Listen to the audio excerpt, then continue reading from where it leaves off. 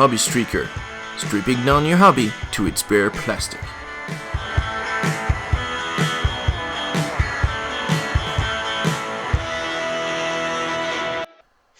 Hello everyone, welcome to the Hobby Streakers, episode 8. As always, my co-host Liam. Hello Liam. Hello. Today Liam on 1,419 days. Jeez, every time it just blows my mind. Just don't look at the number. Don't think about it. Yeah. It'll be fine. Well, no, and again, you know, like everybody's on pace and etc. etc. We covered that enough. Just people enjoy though. As long as people enjoy, they should, they should just take it at their own pace. But I have to say, kudos and just, impressive. I am JG. I'm on 242 today, I think. Something like that. Enjoying it, so doesn't matter.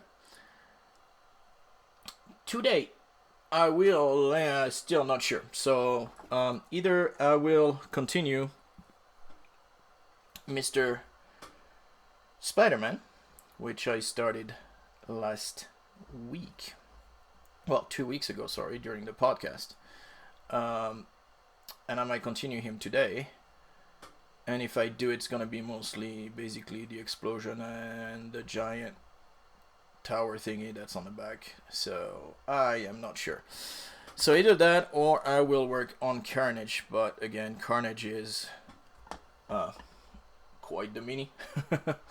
And it's been quite a challenge to paint. So anyways, what are you painting today? Today I am working on the Celestant Prime Hammer of Sigmar. That looks shiny and sparkly. So this is the shiny, swirly, sparkly base. The man himself. Okay. Got the wings over there. Oh, he's got wings too. Cool. Yeah. So. Nice. So set like that. Go on the back. Oh. Spiky. So we're sub-assemblies, and I was talking to somebody in the magazine group on Facebook, like last night, and we were saying how there's definitely an order of operations for how to do stuff on this mini. So I'll get into that when we get into that. Okay. Cool. Like, what you need to paint or sub-assemblies? So there's some sub-assemblies. There's a difference in how some people are doing it. Their sub-assemblies and all that. But cool. Yeah, whatever. Yeah, whatever I'll works. get into that in a minute. Whatever works for you. All right. Well, I would like to do a shout out. Ooh. To forgot to write it in there, but first of all, thank you again everybody for the support, the chat, the votes when we do our Hobby Streakers, the Streaker polls, I should say.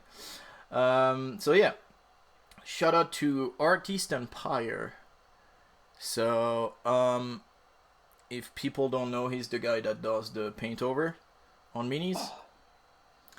He's so good. Yeah. And he's a really cool guy. So he started doing this thing where he goes on a chat room kind of thing on Twitter. Yeah. And I joined a couple, and we had a good time talking. You know, like people joining in and chatting and stuff. And so, yeah, it's so he's a really cool guy, and so shout out to him. And so that's my shout out for this week. Yeah. Alright. So, what did you do? Well, unless you have a shout out. Do you have a shout out? Unless I can pull one out my butt. You don't. No. Well, I just pulled that one out of my butt, so we're good. Geez, seriously? Still dry? Man, I put so much water in that wet pot. Shout out to the guy who wrote the recipe book that I just made my dinner out of. It was nice. Well, here you go. That's a good shout out. Oh, another thing. So, stickers. We have stickers now. And did you receive them? Not yet. I haven't checked. Not yet. I haven't checked the thing. And me neither. And so that's my little mug, which became my paint pot. So inside, well, there is a dead bug in my water, which is fine. I'm telling everybody that I don't want one. But I have, well, no, it's not. I'm not drinking out of it. It's my paint pot. So my mug became my paint pot, and I made a top for it, 3D printed, with little holes for brushes and little side things, like in the GW pot, you know, where you can roll, get your brush to get into a point. And I put the bottom like this little grid that has so you can, well, so the paint goes to the bottom and it stays, like you can still wash and everything, but the paint goes to the bottom underneath that little grid, and you can use the grid to clean your brush as well. So I made those. I'm still redoing the bottom because I don't like it, so I'm redoing one. I have not printed it yet.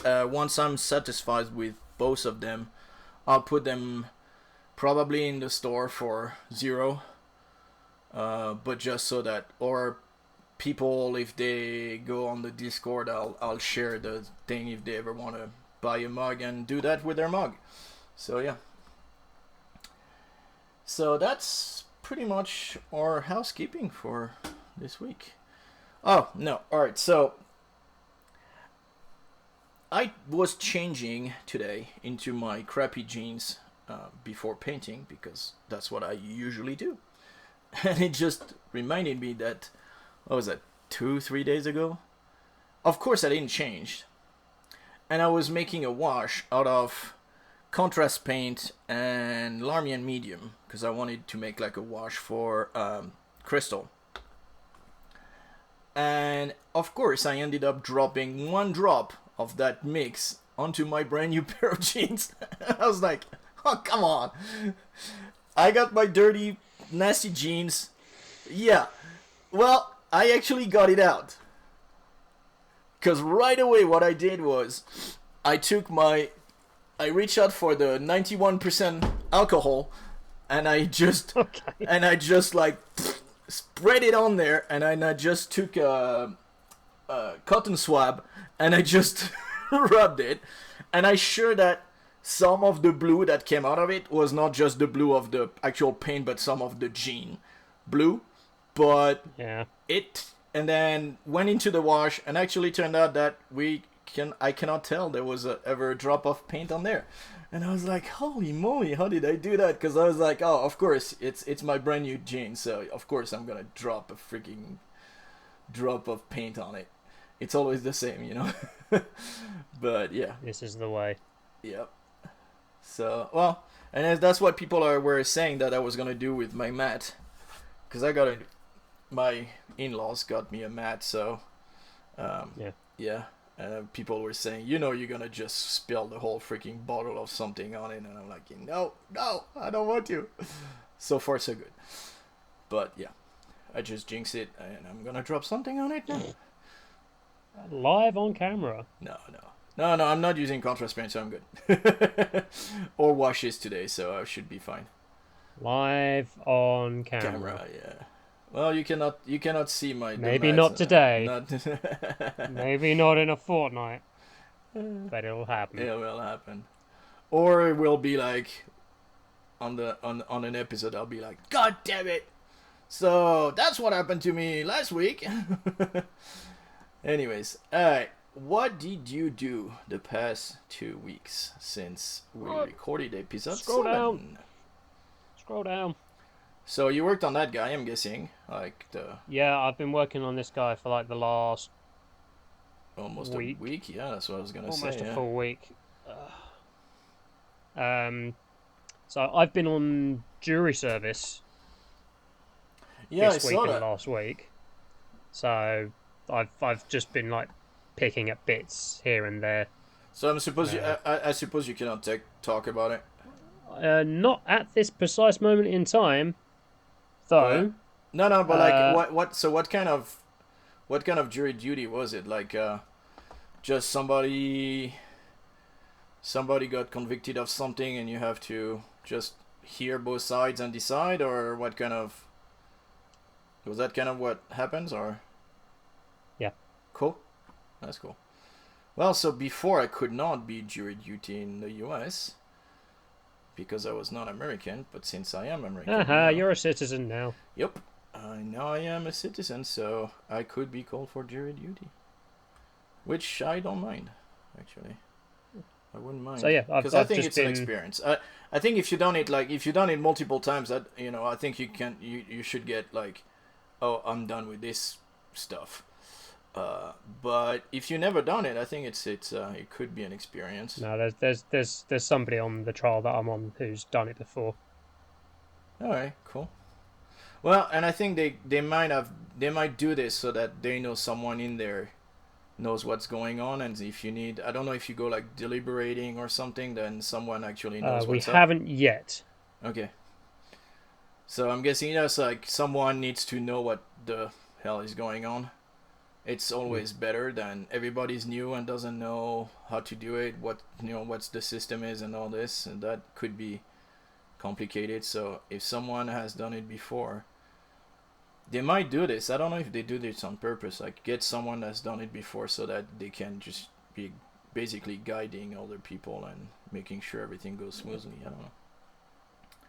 We're just sitting writing stuff down at the moment, so yeah. Well, making notes. Well, good luck with that. But yeah. So what do they do? They pay you what you would get if you were not there, or they pay you a fixed fee? Work have an option on our payroll system for jury service, so they've just selected my name on the payroll and pressed jury service. Excuse me.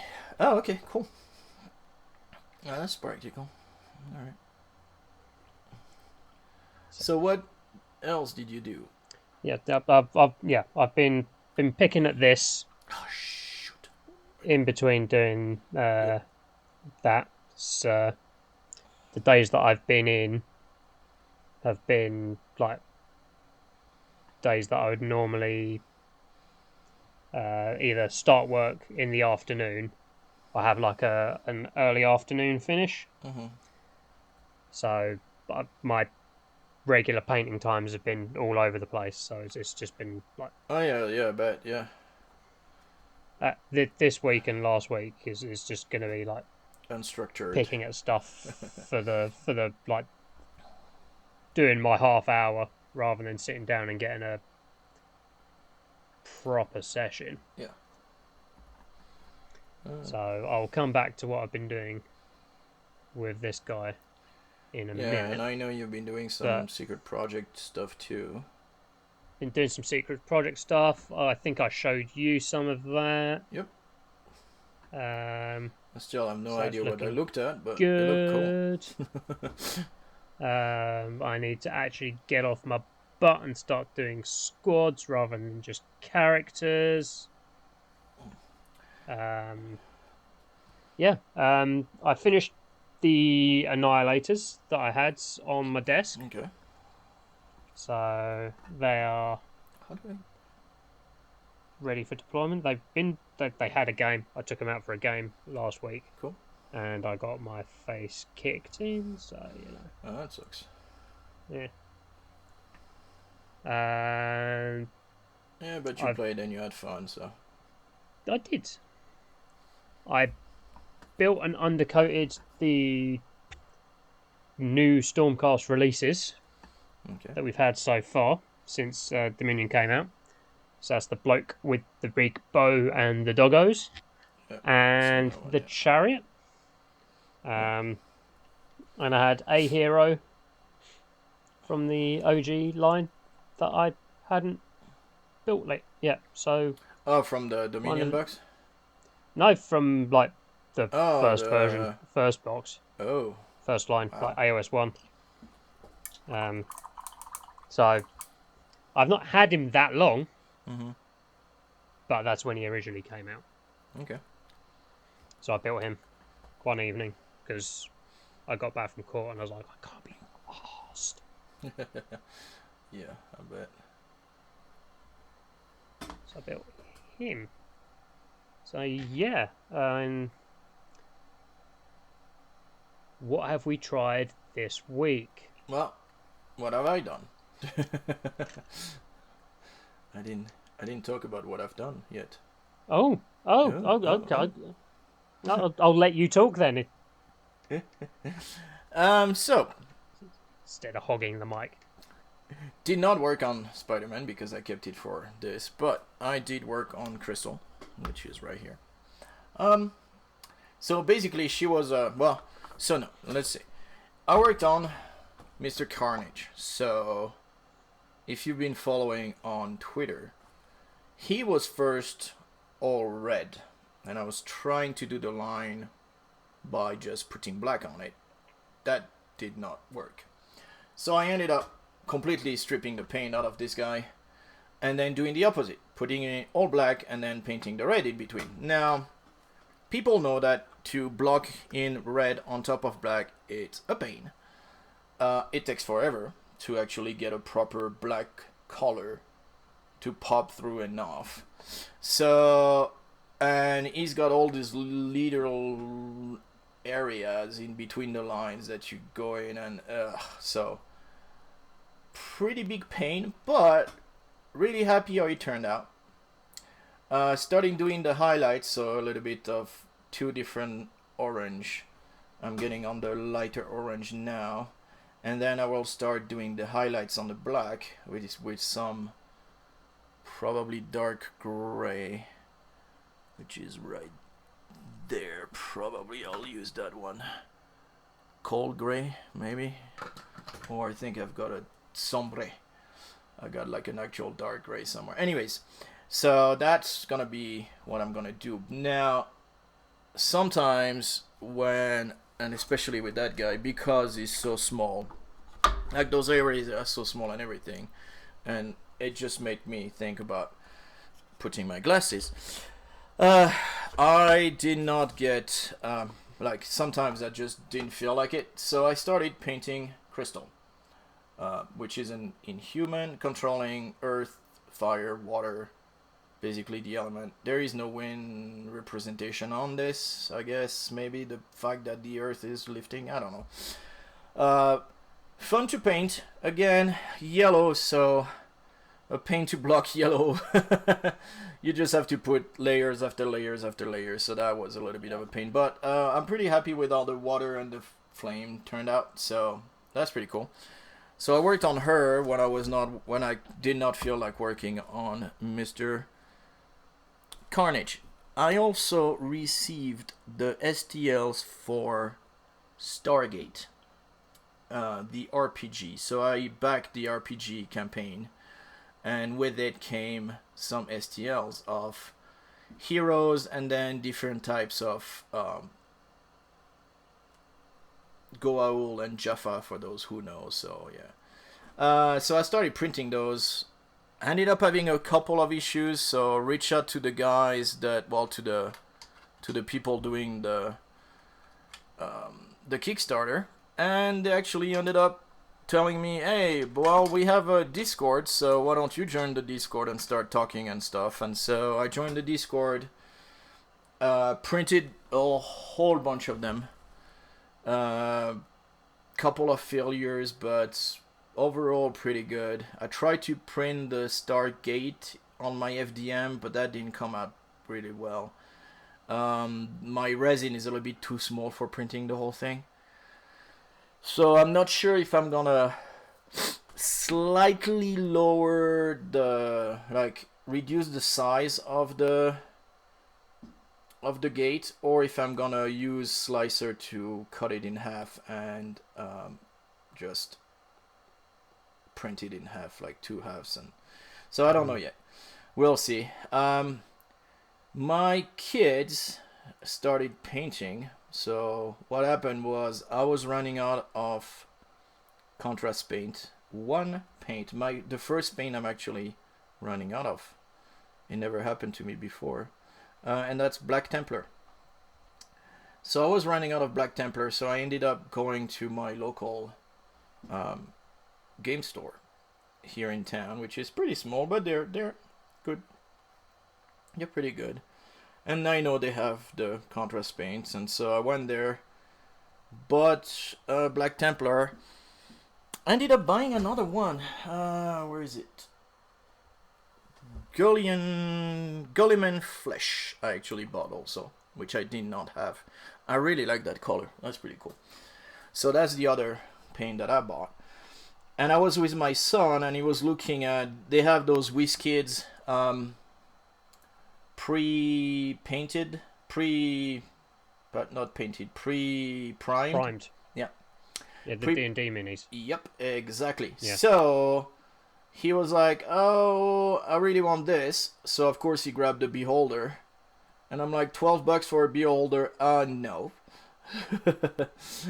I told him, I'm like, no, choose something a little bit. Like, you can grab one, but just don't go for like the biggest one in there. So he ended up going for a Greek, or whatever, and that's his mini. And I was really impressed he was really impressed on how he painted, and I told him he did a really awesome job, and so he was really happy, and so now he wants to paint some more. So I ended up doing a print of a beholder because you can find like 20 different print on that. So I printed one. I printed this guy, which is supposed to be a Demigorgon, but I don't know if he's really with wings or something. And then this cool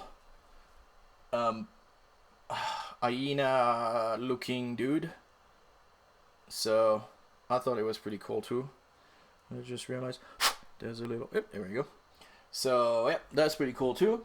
And so yeah, we're gonna see if he can paint some more. So he was really happy about the fact that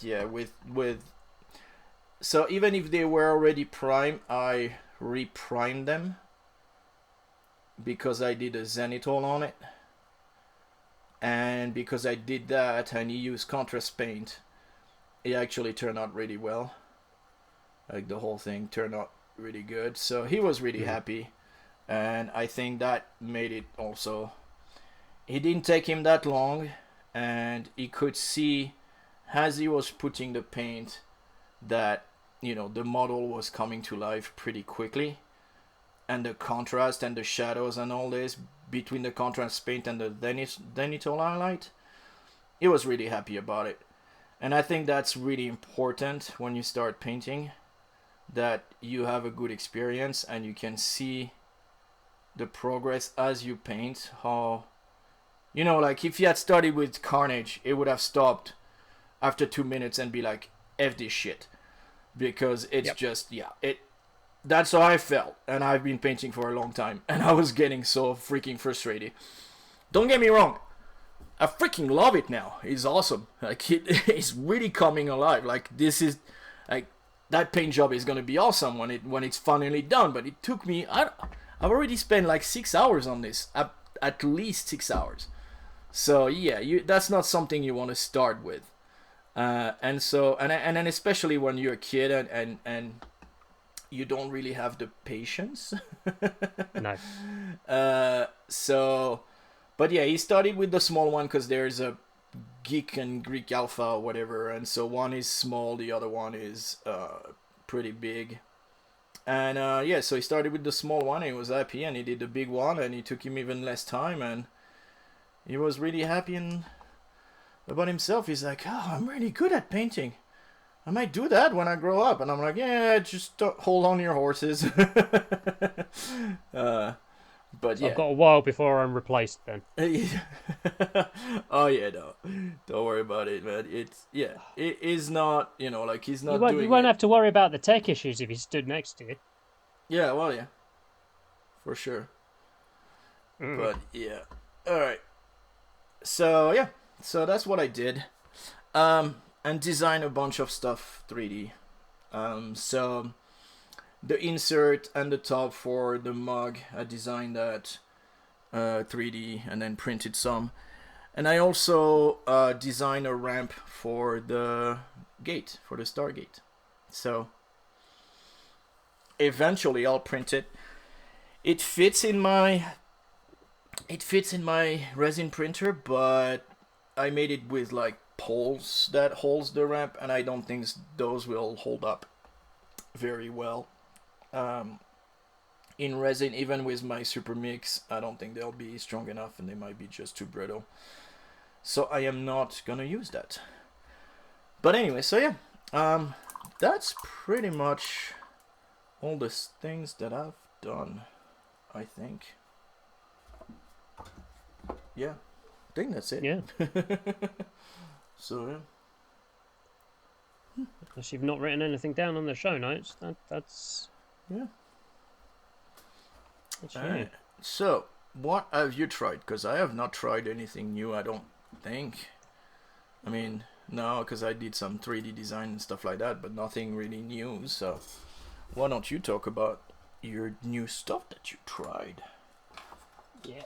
I've been going a little bit ham on the Celestin Prime's base because it's the centerpiece model from the Mortal Realms collection, so I want to do a good job on it. You're supposed to spend 10 minutes on a regular soldiers and 10 hours on a center model, right? That's the something like that. Something like that. So I've got a nice. Where's my camera? There's my camera. So I've got a nice blend from the purple into the blue on the way up the spiral.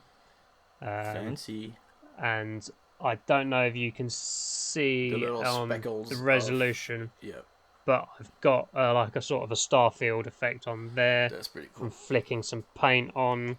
Yeah. So got the end of a mold line remover. Got like one of the dry brushes and just. Oh, okay. Cool. Well, that worked really well. We can tell. Yeah. Well, I could tell on the small little piece of screen. So. But by the time this episode goes up, there will probably be nice shiny pictures because I don't want to be spending tomorrow, Thursday, Friday still on this guy. Are you gonna finish? I mean, I'm today? probably going to be. I'm not going to be finished today.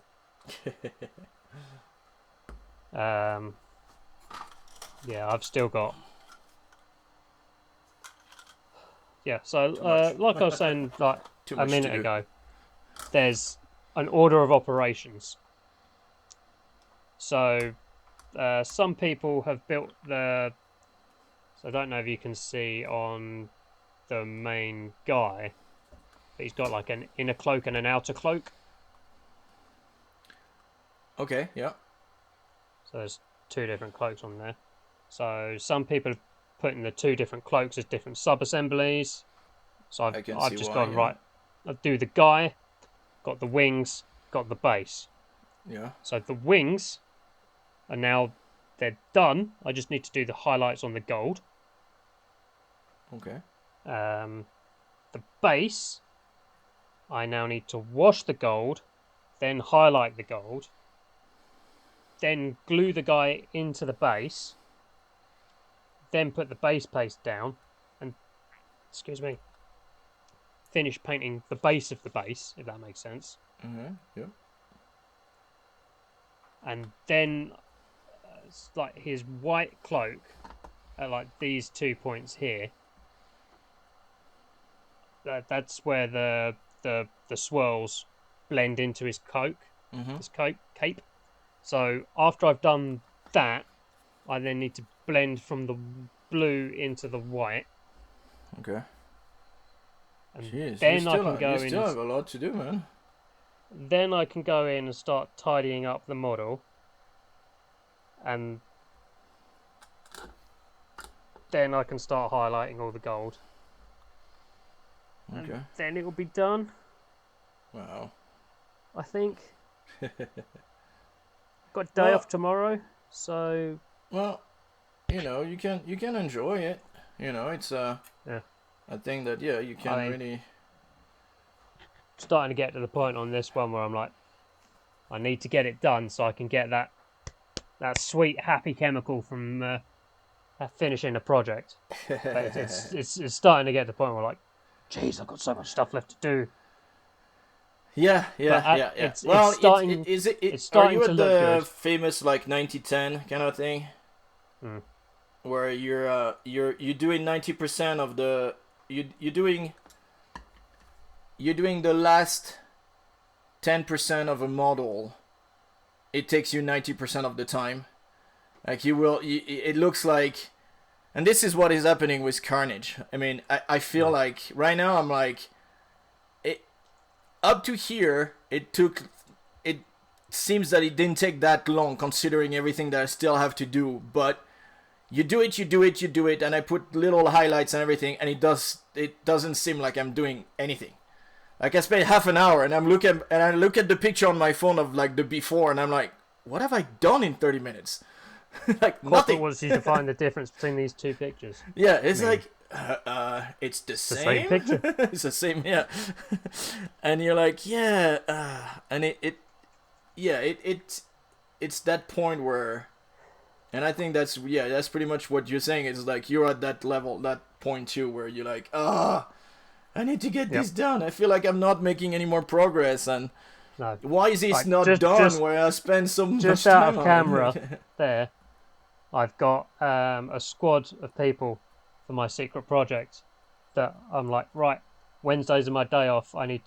Wednesdays are my knuckle down and do some secret project stuff. And then after I get home from karate, do a little bit of something so I can put a photo up.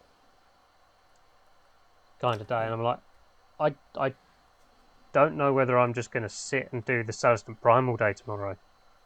Oh, and just be done.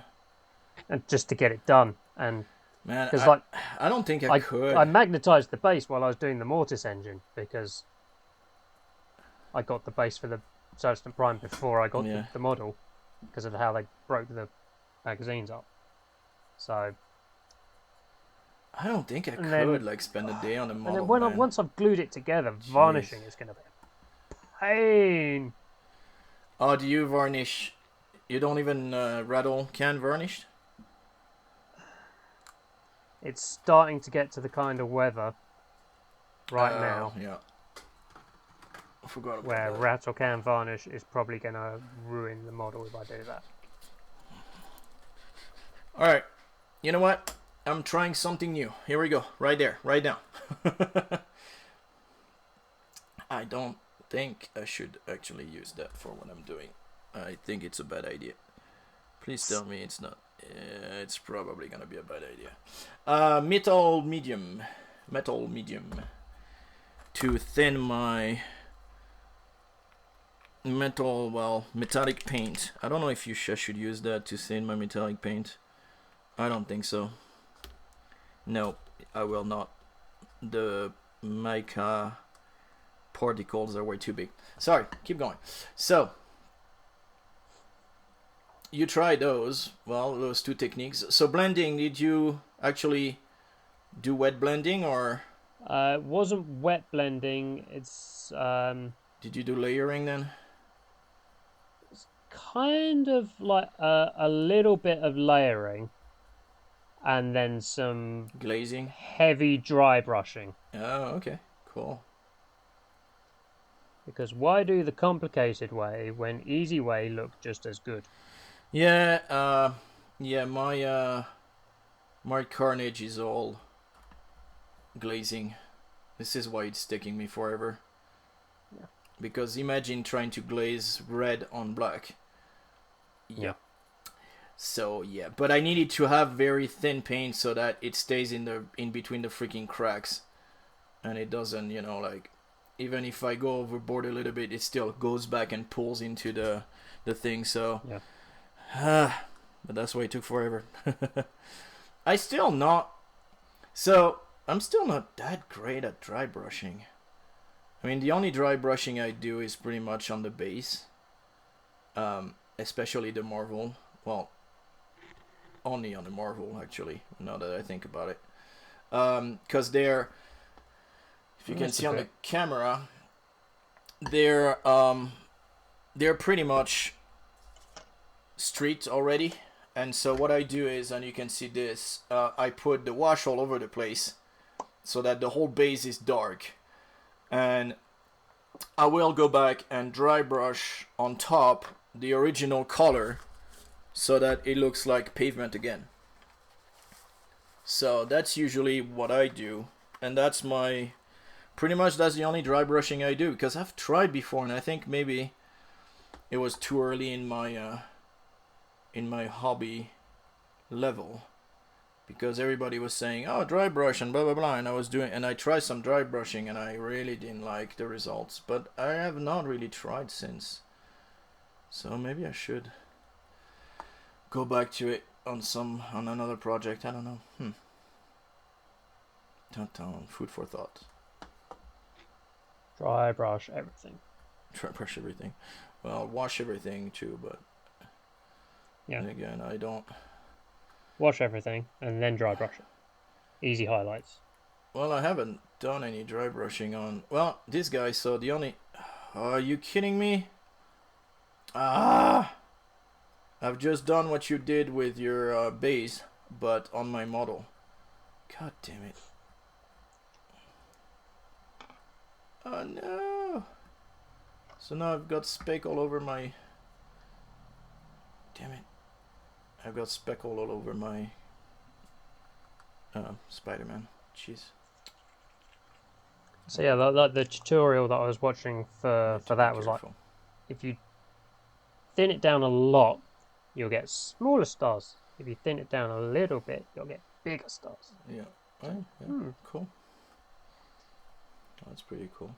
Is it in the magazine also? That was the not tutorial? This particular Not this tutorial.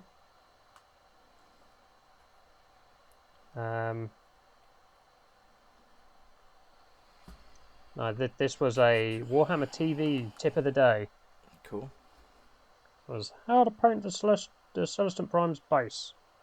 Cool. Don't know why I put that voice on, but I did. So nice. Yeah, the tutorial in the magazine for this one simpler. It's like, right, we're gonna mix up some purples. Ugh. All right. Okay.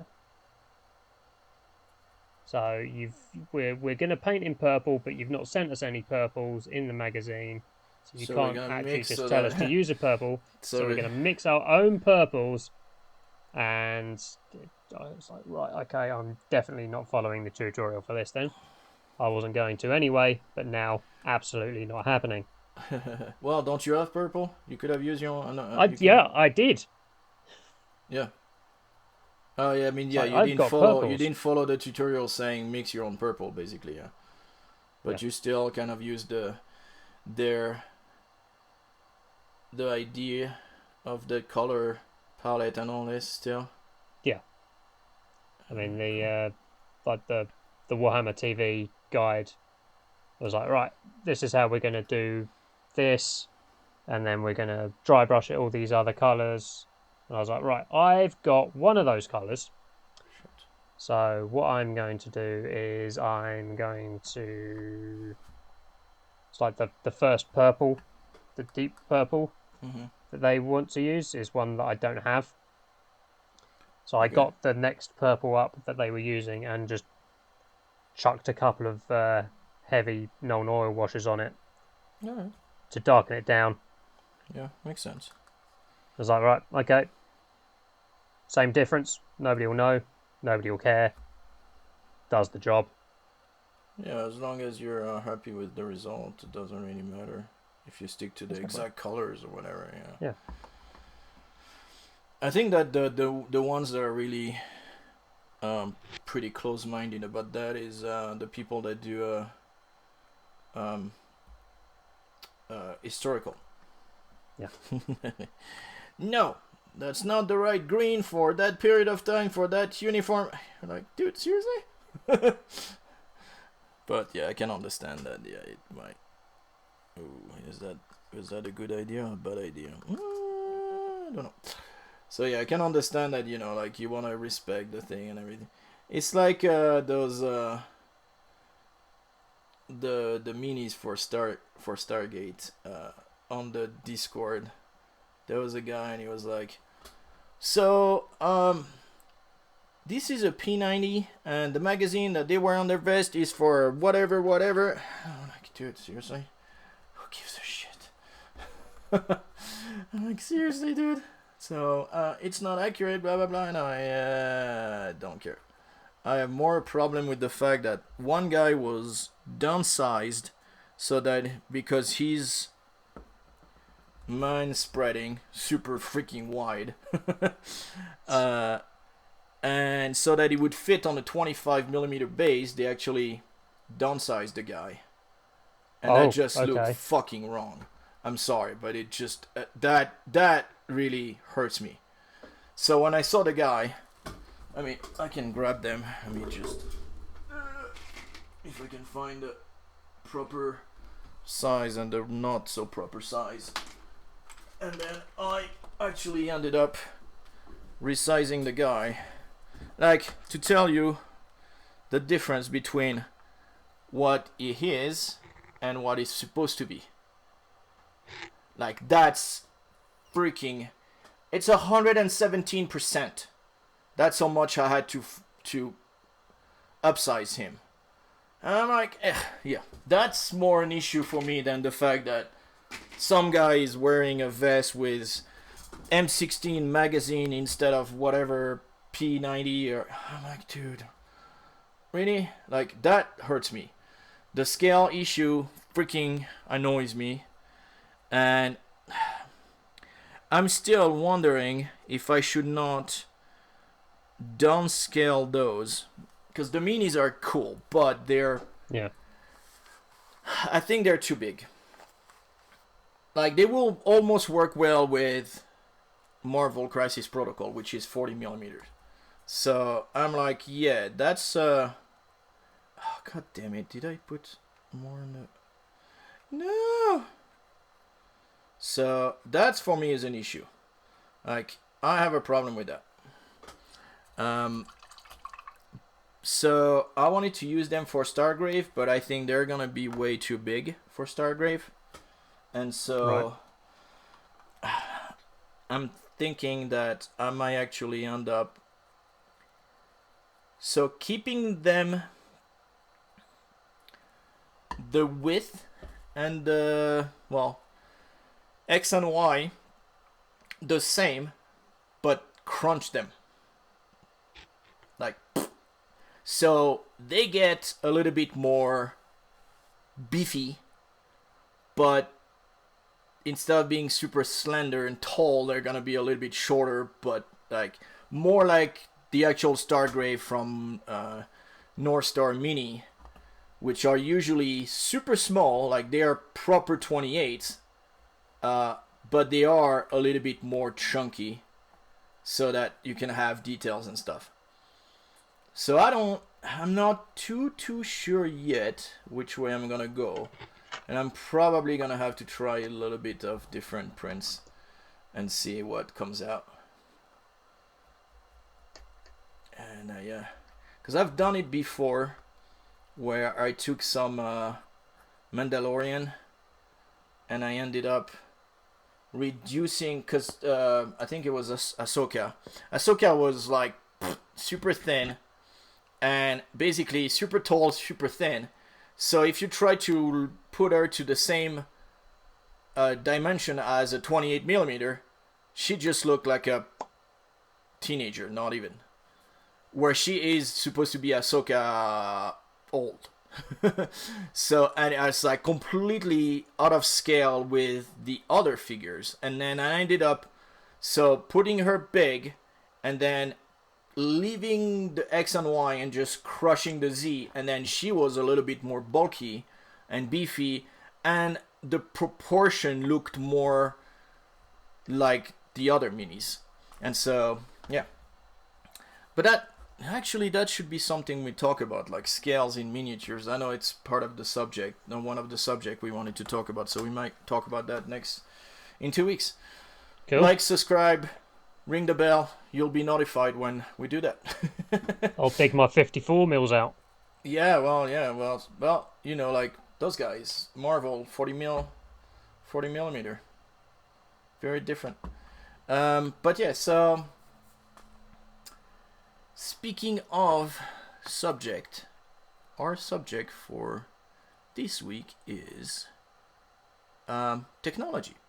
So we ran a streaker poll and we asked technology and the hobby, where do you stand? Do we need more tech? Is the tech killing the hobby? Is it just another tool? And then, what technology? And I'm really... that one I put as a joke, and there's still 15%, and I thought that was really funny. So result, 75% is just another tool, 0% think it's killing the hobby, 10% think we need more tech, and 15% what technology. We got 60 votes, so pretty good voting. Yeah. Turn up. Where do you stand? Dun, Dun, dun, dun. I'm just doing tiny details at the moment, so hang on. Concentrate. Yeah. Technology good. Technology good. Okay. In the right places. All right. No, and I think this is mainly, well, first of all, there's a lot of people that, I mean, like, people were like, oh, what technology? So I'm like, well, we don't realize that we use a lot of technology in our hobby, like, especially today. You know, everybody's got a cell phone, and then you're like, well, yeah, but the cell phone, we use it for everything else. Yes, but we use it a lot for the hobby. Like, you look at pictures online. I mean, right now, I'm using my cell phone. You're using your cell phone as a camera to do the recording. We use them to go online and talk to other people doing the hobby, i.e., the hobby streak movement on Twitter and Instagram. Thank you. You're welcome. I was gonna say Pinterest, but no, Pinterest is the... I mean, it might be on Pinterest. It might be on Pinterest, yeah. We haven't looked. Let's start that. I might be joint first, for all I know.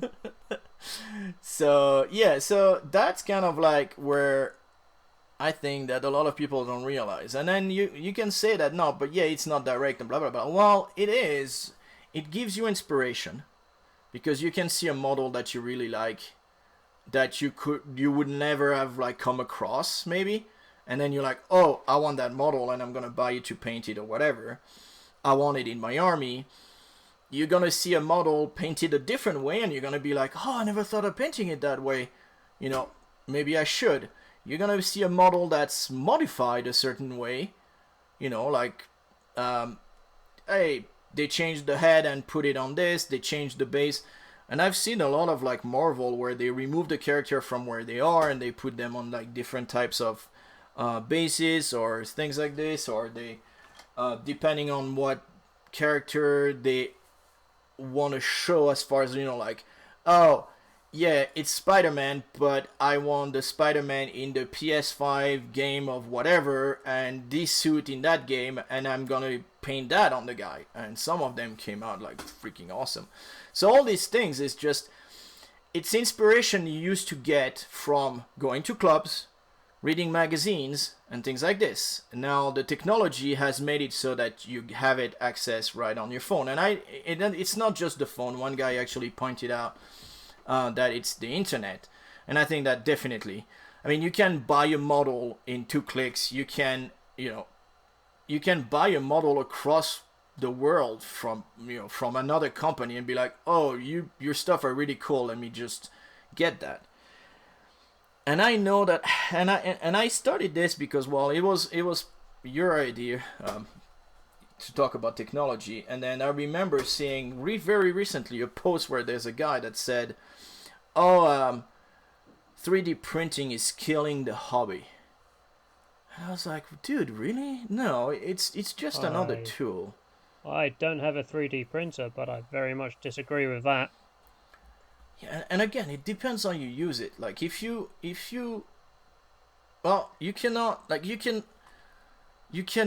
a 3D printer to print colors. Like I know Hero Forge, they have their own thing that they can do that.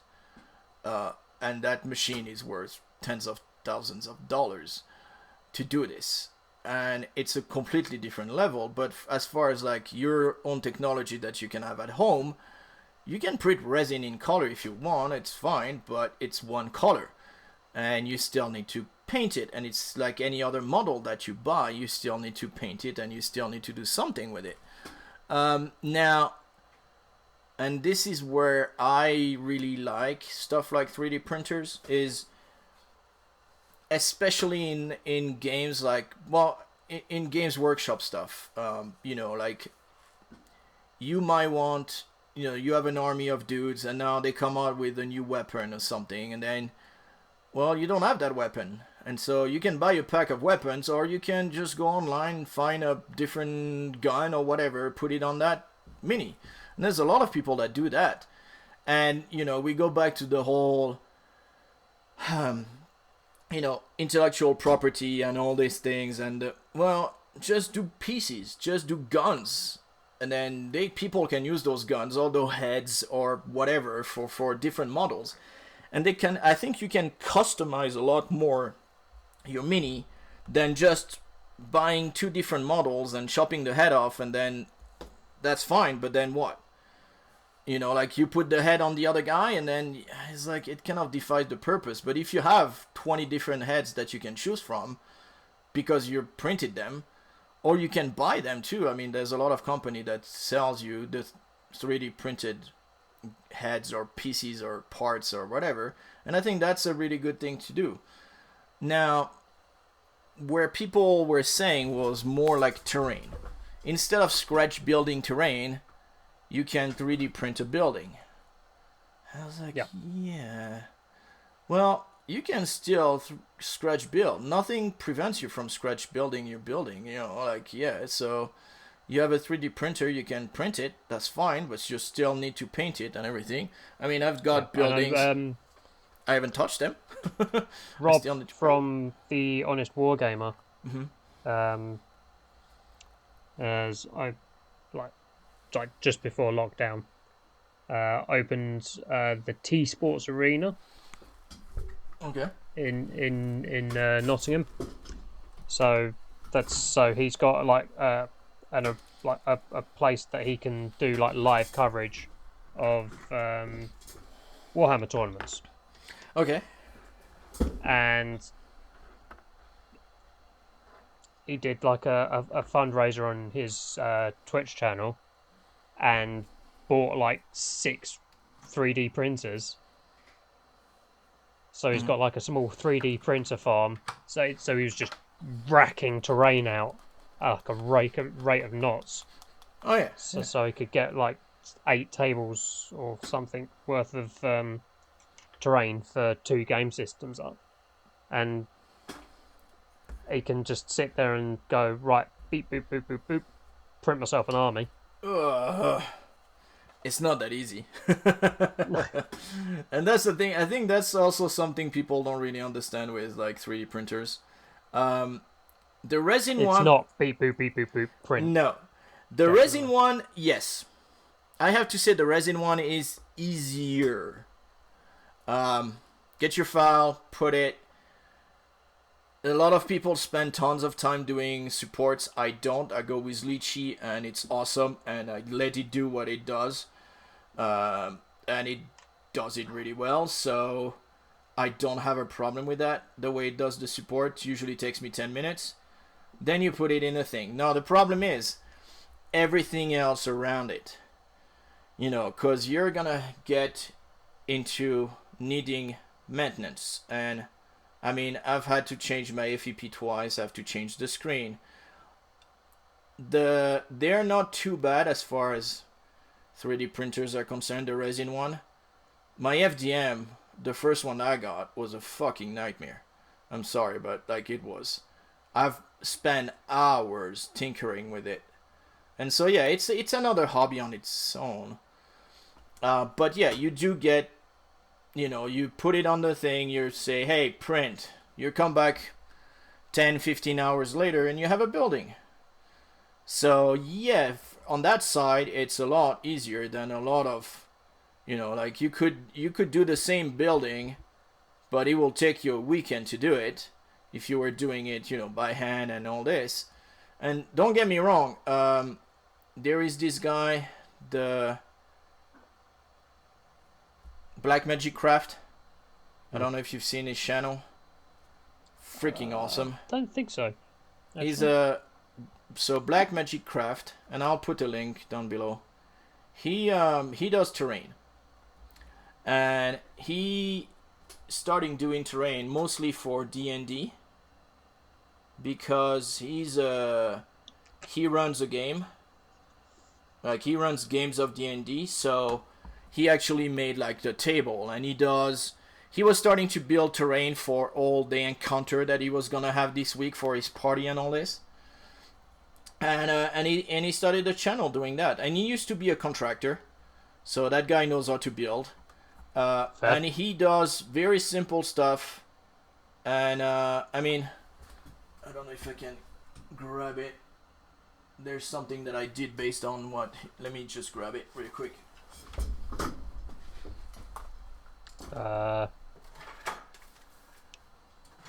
Doing a little dance so we don't have dead air.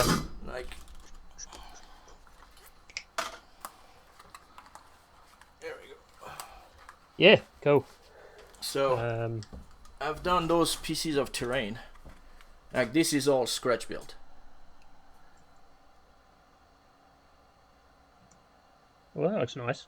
Yeah. It's all individual little bricks. I don't know if you can tell on the thing, but yeah.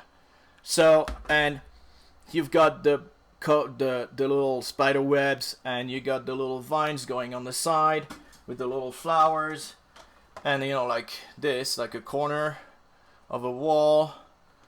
All this is this is completely scratch built based on what his tutorial basically. And so yeah, I started doing terrain before I started painting minis. I did a whole bunch of terrain. I got a house that's completely out of scale. Actually, that house might work for Marvel Crisis Protocol because it was way too big for a regular 28 millimeters. But for Marvel at 40 millimeters in my work, it's just it's a medieval thing, so it doesn't really fit. But so he does that, and so yeah, so if you can still do that, I mean, nothing prevents you from doing that. And he's starting doing 3D printing. So the way he does it though is a bit different. Instead of having a whole terrain 3D printed, it's the details that he will 3D print. So he will do, he did which would work really well with Stargate. So he did an Egyptian kind of thing with, basically he had minis and he was stucking them into the walls.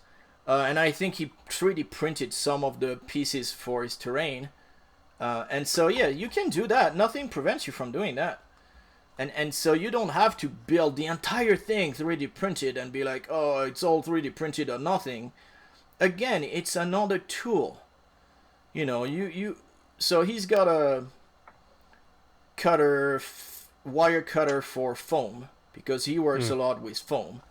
And so he does that, well, like the pieces of wall I've just shown, those are foam. So he's got a foam cutter that he uses for that, and that's another tool that he has. And now he has a 3D printer that he can make little parts out of it that he can use in his build. And so again, like, I think you should. 3D printing is not end all of all, or whatever the expression goes. Be all end all. Thank you. Be all end all. You're welcome. So it's not. It's definitely not. Again, it's another tool. It's something else that you can use. I know that one of my friend, his kid plays, was very interested by Gasland. So what I did, and I didn't have my resin printer. I should do it with the resin printer and send him some more. But I printed some weapons. And I found a kit, like a guy had basically like a plate of weapons and rams and whatever that, and I 3D printed those, sent it to him, and be like, hey, here you go. You kids can enjoy it. So yeah, you could still scratch build them with like toothpicks and all this stuff, but you know, again, why would you bother? You know, like, you can have it. It's nothing different than going to a store and be like, oh, I'm gonna buy this sprue of weapons to use as weapons for Gasland. Again, we're not saying print an entire 3D printed car that looks like the car in Mad Max. Sure, you can do that if you want, but you know, is there a lot of people that are actually gonna do that? Do they really want to do that? You know, we're all in the hobby for different reasons. Some people don't like to build, they like to paint, so 3D printing something that's already fully made the way they want, that's pretty good for them, and they just wanna paint it afterwards. And again, that's fine. Like, people should do their own thing and not bother. But anyway, so a lot, and I think most people agree, because we had 75%. And so, what tool? What tool do you use? Do you think you use the most? When I see people say that 3D printing is going to kill the hobby, I'm looking at that and I'm going, really? You don't mean what you think you mean when you say that. I see what you mean, yeah. What people mean when they say that is, the traditional method of making miniatures is going to die. It's like, yes. Or terrain, or whatever, yeah. Because I can see that. This is the march of technology. I mean, even looking at, like, my experience with Games Workshop miniatures, back when I started, they did 3-ups in green stuff by hand, and that's how they sculpted their minis. Yeah, and then they made a cast of that and shrunk it down, and that's what they sold you. Yeah, that's not that anymore. And now they're all sat there at their desks with CAD software sculpting stuff in CAD. Yeah, sure. Yeah, I didn't even think about that. Yeah, it's right. Not killed it. It's they can get more detail and more. Yeah, and they can put more on this. Yeah, and they can put more on the sprue because the computer is looking at all the pieces and saying, "Hey, what? Let me do a jigsaw puzzle." The miniature goes together a lot easier. Yeah. When it's precise computer design, like, blah blah. Yeah, true. Fucking this guy. One of my first minis. Yeah, that must have been a pain. Horrible metal. He's pewter. Ugh, yeah. Don't get me started on metal. Still not a fan. He's what? 1, 2, 3, 4 pieces. Yeah. They made this guy. Well, when this guy eventually gets the Primaris treatment, bet you he's going to be a lot more than 4 pieces. Yeah. And the amount of detail he's going to have is going to be off the chain. Tenfold, yeah. At least, yeah. Oh, no. Yeah. Well, on the other side of that coin, there's going to be people that's going to tell you that... Did you break it? No. You made that face where it's the face I made last time when I broke a freaking sword of Mr. Deadpool. Now, the thing is, and I, so there's a lot of people that are saying also that only a little bit. Shit. Are you fixing it? Can you fix that's only the bit where I literally just glued it together. All right. So cool. There's a lot, there's a lot of people that are saying, I'm gonna put that somewhere you cannot knock it. Somewhere I cannot knock it over. That because some of the stuff is sculpted by computer, and they can zoom in and all this stuff, that they actually get into details that you cannot paint, or you cannot see enough to really matter. And I kind of see that with GW, but that is definitely true for things like the Adeptus Titanicus Titans. Okay, yeah, I was not going there, but I was more going like that. Because what they did for those is they got the CAD file for like the 28mm Warlord Titan, which is that big. Okay, and then they reduced it to... they went... Whoop! 15mm. And then they went in and split that up and put it on for plastic sprays. Yeah, that I can see that I can see being an issue. Yeah, okay, definitely. Now, again, that's a GW thing. It's and I think that's not.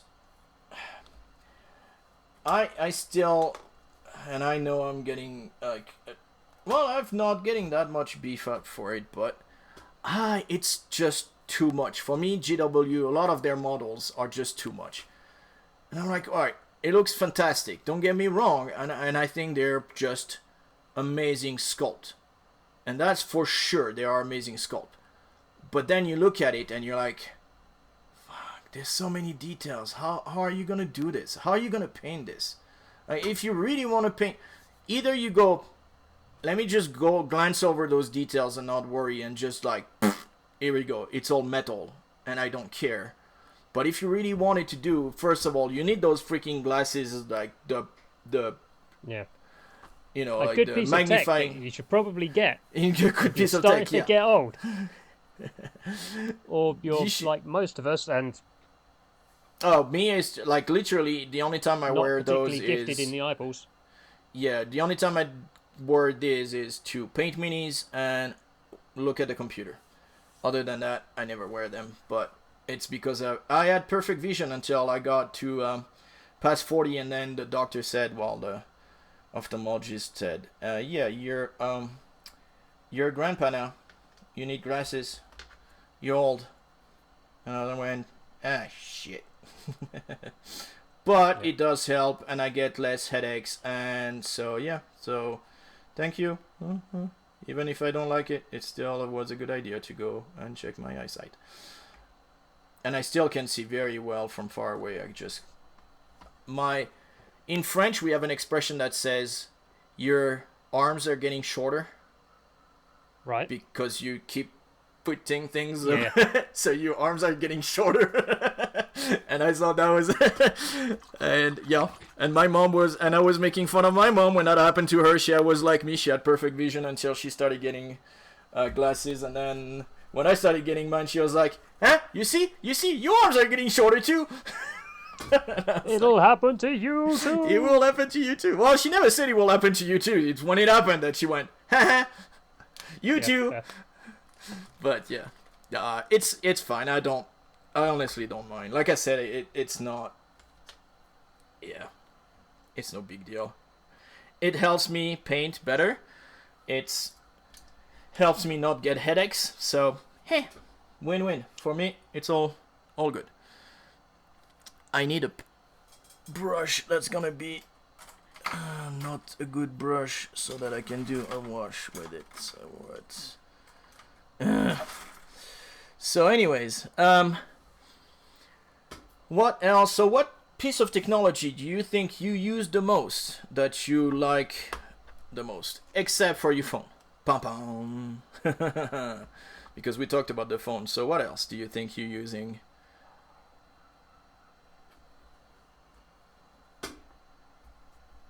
you're concentrating on not breaking that. I can see. Well, there's another sub-assembly piece, which is that little comet just there.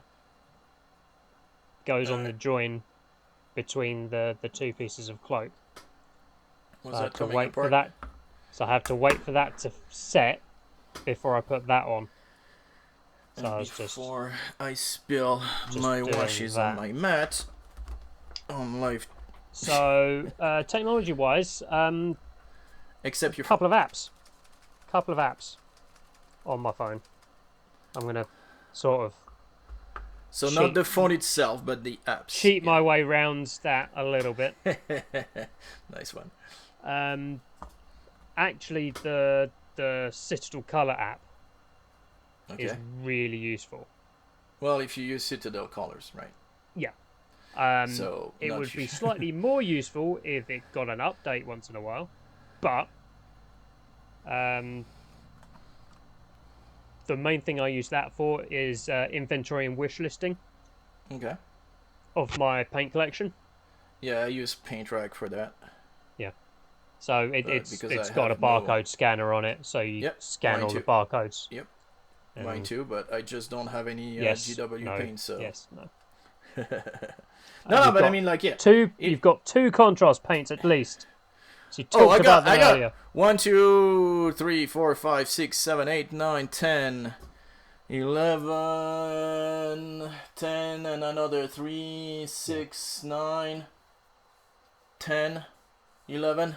So yeah, I got like 20 something contrast paint. I have one actual paint. So, and which is, I have no idea. No. Just out of curiosity more than anything at this point. Rakarth Flesh. Rakarth Flesh. Yep. It's a good paint. Which got the little knobby on the top that I made, which is available on my store. Little hat. Little hat, so you can squeeze the paint out like a dropper bottle. Yeah. So that's my only the paint app. All right, and then you don't you use like apps for building armies and stuff? Too? Yeah, I was getting onto that. Battle Scribe. Battle Scribe. Okay. This is the big one that most people will know about. Okay. Battle Scribe is a app where users I'm gonna upload. Keep talking. I'm gonna move out for just a second. Cool. It's an app where users upload depository files or repository files even, which have all the information on for the units and army lists for any one particular game, and you just download the repositories for the games that you want, and then you can use it to make offline army lists for basically anything you want. So as a lot of times where I'm on the way to or from an event and I just want to top things up, or I have an idea I want to explore, so I'll jump onto the old Battle Scribe, I'll pull that up, and I'll go beep boop boop on my phone. And so is Battle Scribe the thing with Battle Scribe is it's fan made, and yeah, that's what I was gonna say. Don't they have like doesn't Games Workshop have their own version of it? Kind of, or is it completely different? Kind of. So I don't know either of those. So I was wondering if Battle Scribe was similar to what GW did, or if GW did something similar to Battle Scribe, or if they all kind of made their own stuff on their side and they just ended up looking doing the same thing. Is a platform that users upload like rule sets and army lists, or army list building tools to. So you could go on there and download a repository for Crisis Protocol, Yeah, I think and there's some it'd have people all talking the stuff about on it, there yeah. for, Yeah. and you could put your squad or whatever together. I your should team. take a look at it. Okay. You can download an Age of Sigmar repository, and you can go put your Age of Sigmar army together. I use it a lot for Horus Heresy stuff. Yeah. Because I wasn't a fan of the way Battlescribe laid stuff out for second edition Age of Sigmar. Okay. So when I did list building, I'd use the official list building thing on the Warhammer community page. Okay. I mean, now we've got the Warhammer Age of Sigmar app, and spoilers, it's not bad. Oh, cool. Cool. It's not good. Not good, but not bad. All right. Well, because they were saying it's not the steaming pile of trash that the 40k app 40, was. yeah, that's what I was gonna say. Out. When you're saying it's not bad, it's already so much better than the 40k, which is shit. There's what I heard. There's some issues that I've got with the I'll take your word iOS for app, but I can throw a very basic list together with it, no problem, and I can use it to look up the war scrolls for any unit in the game, no problem, and that's all I really need it to do. Okay, yeah. Because I can use War Scroll Builder to put my army list together, and that's simple and easy. Yeah, and I think that kind of, when you're looking at rule sets like Reign in Hell, PDF is a good thing. You get your PDFs. You can, and a lot of people, and I understand that a lot of people like to have physical, like books and stuff. But you were saying last time that all the Age of Sigmar thing were online. So again, if you were going to a game or something with your phone or an iPad or tablet, whatever, even your computer, you could just look up the rules and stuff right there and then. You don't have to carry 20 freaking books. You have pretty much all. When I go to I played a game with my buddy on Sunday, and it's like, right, okay. Well, while he's explaining his army rules to me, I can sit there and I can look up the war scrolls for each of the individual units. And so you I know what his stuff and does. You know what they're doing, and if he wants to know what my stuff does, I can either get the pack of war scroll cards that I've got, or I can just go. Here you go. That's the link. Yeah. Yeah. Or here's something that I was thinking about bringing. Yeah. Or our friend's looking at doing this. This is the stuff that he's looking at taking in his army. Yeah. No, and I definitely think that there's stuff like that just makes our life gaming easy. aids. And again, it's gaming aids. Yeah, exactly. Not a big fan of dice roller on a phone. Not sure. They are better as far as there will be more random than actual dice, because unless you're looking at there's a company that says that their dice are so super made so that they are perfectly random or as close to perfectly random as possible and all this, but that you have some dice that will roll better low or better high or things like this. But anyways, I'm not a big fan of. I think you still need, a lot of people, and I agree, need that tactile feeling of rolling dice, and I think that's just, so again, even if it's there, and again, tabletop simulators, I think, just showed what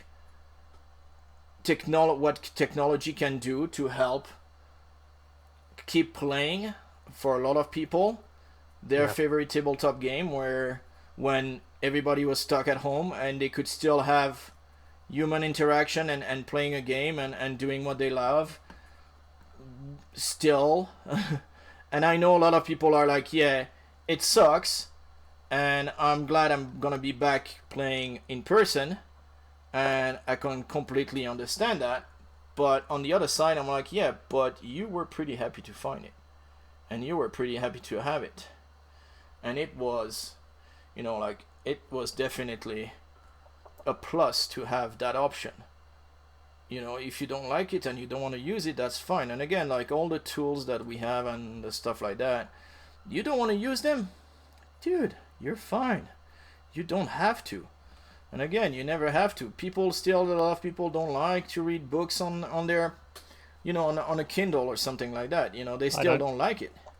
I like physical copies of books. Yeah, I never liked books. For me, I like still, yeah, Kindle, you can fit 20 million books into. Yeah, that works for me.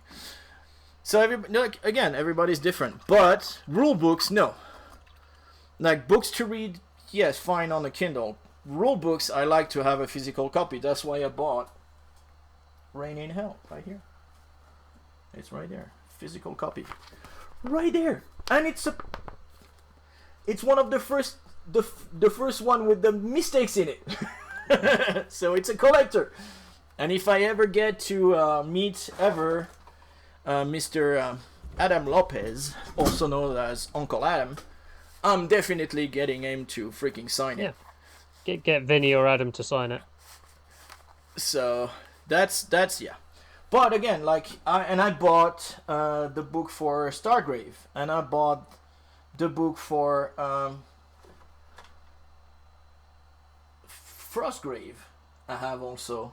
And I bought the physical book, and I have it in PDF. Don't get me I also have it in PDF, but PDF is nice to go around and you look on it when you're traveling or something. But if you actually go and play the game, I would rather have the physical book there. So yeah. Again, technology, people. For me, my best piece of technology that I'm using all the time is probably gonna be the airbrush. Is between the airbrush and the 3D printer. I don't know. But both of them, I mean, yes, love them. Airbrush, a lot less, you need a lot less space than you think. Because you don't have aerosol, it doesn't stink, it's not messy, it's not, I mean, you just need a cardboard. And you can do it in your freaking, in a dresser. You could put your thing in a dresser and be like, psh, inside your dresser and be done. As long as you're wearing a mask, or that's about it when you're doing it. It doesn't smell. The particles are fine, but if you're, if you're spraying into something, it's good enough. So honestly, yes. And they're not that expensive. Unless you want to do proper... was that but you're gonna finish in my paint pot, so stop, go away, shush, freaking bug. It's the same one that's dead in my paint pot, so water pot. Anyways, so yeah, very cheap.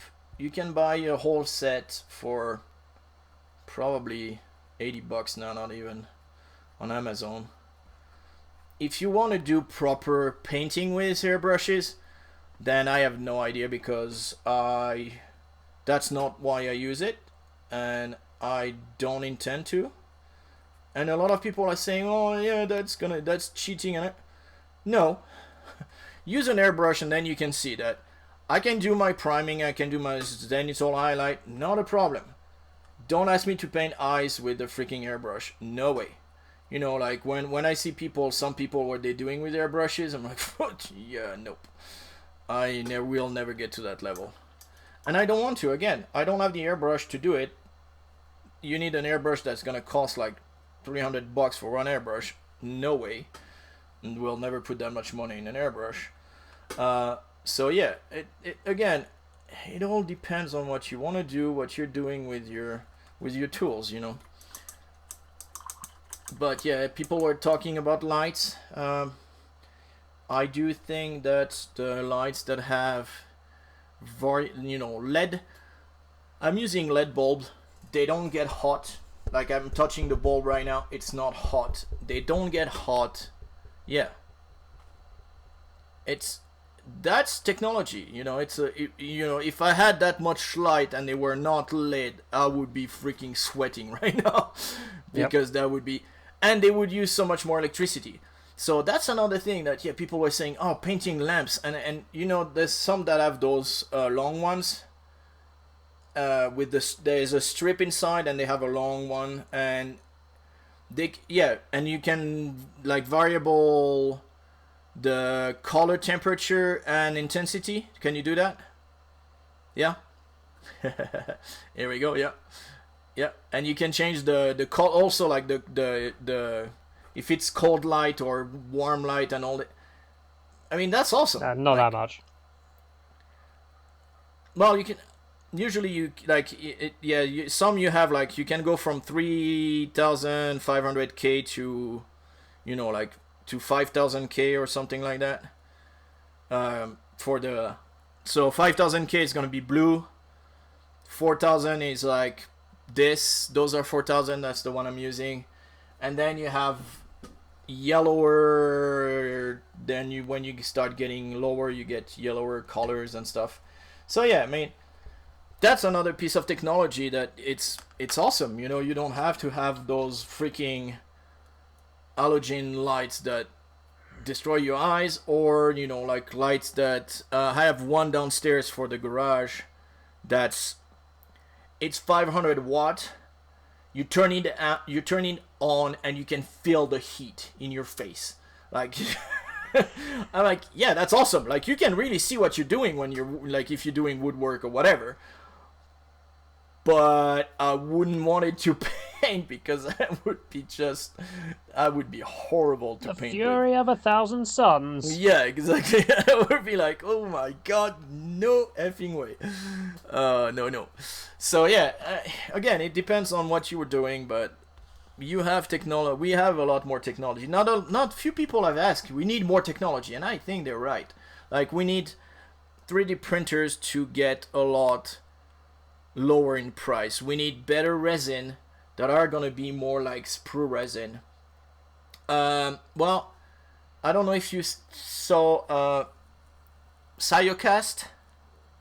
There's a lot of talk about Cyocast lately. We talked about it actually in a previous episode. That's what Corvus Belli are using to do their plastic. Yep. I did not know it was Cyocast, but it is. So this is what they're using to do there, and this is why they can do it the same way that they're doing their metal mini. It's the same kind of flexible mold and all this. Those are a lot cheaper. They give great result. They can be used by company like Corvus Belli, and they don't have to spend tens of thousands of dollars on one mold like GW are doing. And they can still get the quality and everything. The only thing that I'm still not sure is if you can use plastic cement. It looks like you cannot, and that's gonna be a big no-no for me. Like it's gonna not true. It's gonna be a big pain for me because I love my plastic cement. But other than that, if the quality is there and the price is, I mean, right now you're looking at pricing about. They were. Uncle Adam also was talking about that. He saw that at Gen Con. They were showing it for... there was a couple of companies showing that. One company showing that. And they were saying a mold is like $300. So... and it's a flexible mold. And so all of a sudden you can make lower... Oh, that opens up. Exactly. So like all sorts of cottage industry sort of... Oh yeah, sculptors, like making small run with small run sculptors can. You still need to get the printer, and the printer I don't think is gonna be cheap. And there's not that many printers available. Well, printers. I say printers, but they're infusion machines. You're not gonna. Those are gonna be expensive, I think. But again, you buy one and then you can do a small run of like, hey, you know what? We make a mold, it's $300. If we sell 20, we're good. Yeah. You know, like that's enough. And we can do this run. We sell 100 of these. That's fine. And then we can do another run, 100 of another type, and so on and so forth. And I think that that's the big difference. And that's technology right there. And this is going to open the door to a lot of windows. But it's okay. But it's an opportunity for a lot of companies to be able to say, you know what? We can hump our details and get something super detailed and not get the pricing through the roof because we're gonna run just a very small print of it. Yeah. Like a small run of print. And it opens also the door to people like GW to be like, hey, you know what? Your models now are gonna cost, the same price as before. Before Brexit and COVID and all that shit, now your model is back to the same price with the same details and everything. And so why not? It's an opportunity, and it's because of technology that they can do that. So why charge less when you can charge more? Yeah, but if people know they're doing sidecast, then they're gonna be like, no, you should not be charging that much because you're not paying that much. But who knows with big companies. But yeah, and I wouldn't mind if Atomic Mass Game, they were doing that for Marvel. I wouldn't mind at all. Because if my models get cheaper and still the same details, I don't mind at all. So yeah, we'll see. So, any other tech you'd like to talk about? I'm trying to concentrate. But yeah. Well, I probably picked the wrong model to do whilst trying to talk to people today. Well, alright. Well, talking about tech, let's talk about 3D printing then. And I will go into the next segment, which is 3D printing. So today I wanted to talk about softwares. Because what makes your 3D printing experience is the software that you use. So I've listed a few. And I'm gonna actually, I know what I've listed, but so there's the first step in a way, if you want to be creative with 3D printing, is to design your own piece, parts, building, guy, whatever. You can basically design it yourself. One software that's being used by a lot of people is Tincercad. The reason for that is that it is free, it is online, it is fairly easy to use. It might lack a lot of the function and that you would like in a software. I personally find it too restrictive, and I should look at it more, and maybe I'll change my mind. But right now, don't get me wrong, very good software, just not something that I would be using. I prefer using Fusion 360.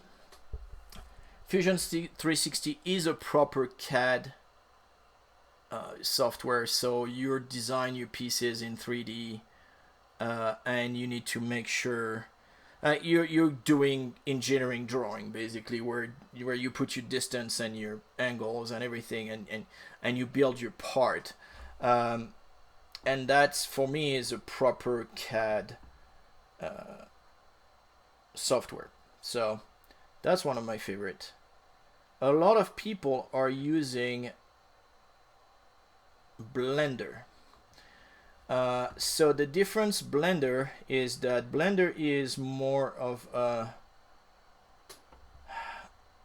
organic, and so I call them organic software, 3D software, where you are basically raising, you know, like you're using a piece of clay and you're using that to sculpt. And I think that's a lot more. Now that's what I call organic, and it's for me it's a lot more difficult. I cannot do that. I am not artistic and I am not a sculptor. And it's the same with software like ZBrush. It's the same kind of thing.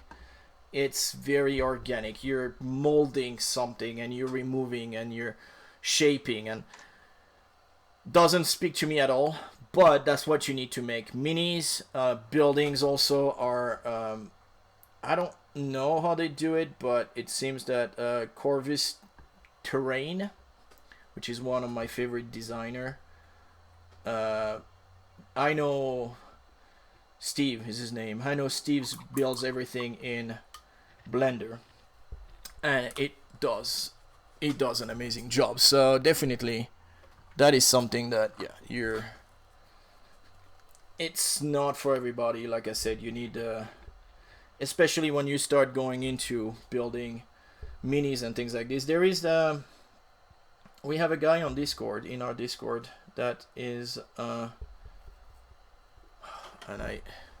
something design. You've seen him. Yeah. And I will get his name right because I'm launching Discord, and he's using ZBrush, and I mean he just sent a drawing today, and he just, yeah, you need to be an artist. Sorry, I'm grabbing a little fly.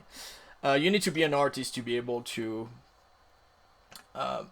use software like ZBrush. I think you need that artistic background, in a way, of sculpting and designing and things like this. You cannot, like, I'm an engineer at heart, and education way back in the days, but so for me a CAD software speaks to me, something that is based on being artistic. Nope, doesn't speak to me at all. Yeah, I cannot. I mean, I think when my brother occasionally designs some stuff in 3D, he uses Blender because he comes from a animation and illustration. That's what I was gonna say. Animation. So yeah, animation, illustration. Yeah, definitely. For me, he's got like previous using things like Maya or whatever it's called. Yep, Maya. Yep. To like model stuff. So he's like, right, cool, I can do this. Invader Design. Yeah, this guy. I mean, he sent a drawing today of a lizard space dude. Freaking awesome. And I put, for me, it looks like a badass version of the lizard in the Magic School Bus. You know the Magic School Bus? That yellow bus with that lady with the red hair, and that bus just goes small and whatever, and it's a cartoon, and they go into adventures and they can do super small. Not entirely sure we had that over here. Oh my god, yeah, just look at the Magic School Bus, and there is a lizard in there that's the funniest lizard ever. This is like the freakiest, baddest, like, version of it, like the just badass with a gun version of that lizard. that's what when I saw it, I'm like, it's the lizard. But yeah, joking aside, freaking awesome. Like, but again, that's a awesome drawing. There's no way I could ever do something like this. Like, I cannot draw on a piece of paper. You give me a 3D software and I can do 3D pieces and stuff. But yeah, so again, very different style depending on what software you use. Now, once you've done your 3D design, or if you get a 3D STL So STL is the format of all the, which is a mesh format, whatever, of all the stuff that you find online to print pieces. Then once you have that, you need to be able to print it. So to print it, you go through what it's called a slicer. And so the slicer, and that I'm going to look which one I've put. There's a whole bunch. Well, so there's a ton of slicer for FDM. FDM is the extrusion one, is the filament one. I use Cura, Ultimator Cura, which I think is the best one. It's free, it's easy to use, and again, like, yeah, for me, I started using that one, and I think maybe that's why, and it was just great. Then I am using Slicer. The E for the is actually a 3, so SLIC3R, which is Slicer. Slicer, I'm using it for, well, when I was talking about the gate, the star gate that I need to cut, I will use Slicer to take the front, the back, put them together, and then cut it in half so that I can print both pieces. And that I will use Slicer to do that, because that's pretty much the easiest way, the easiest software to use to do that is Slicer. So that is what I usually do use for Slicer.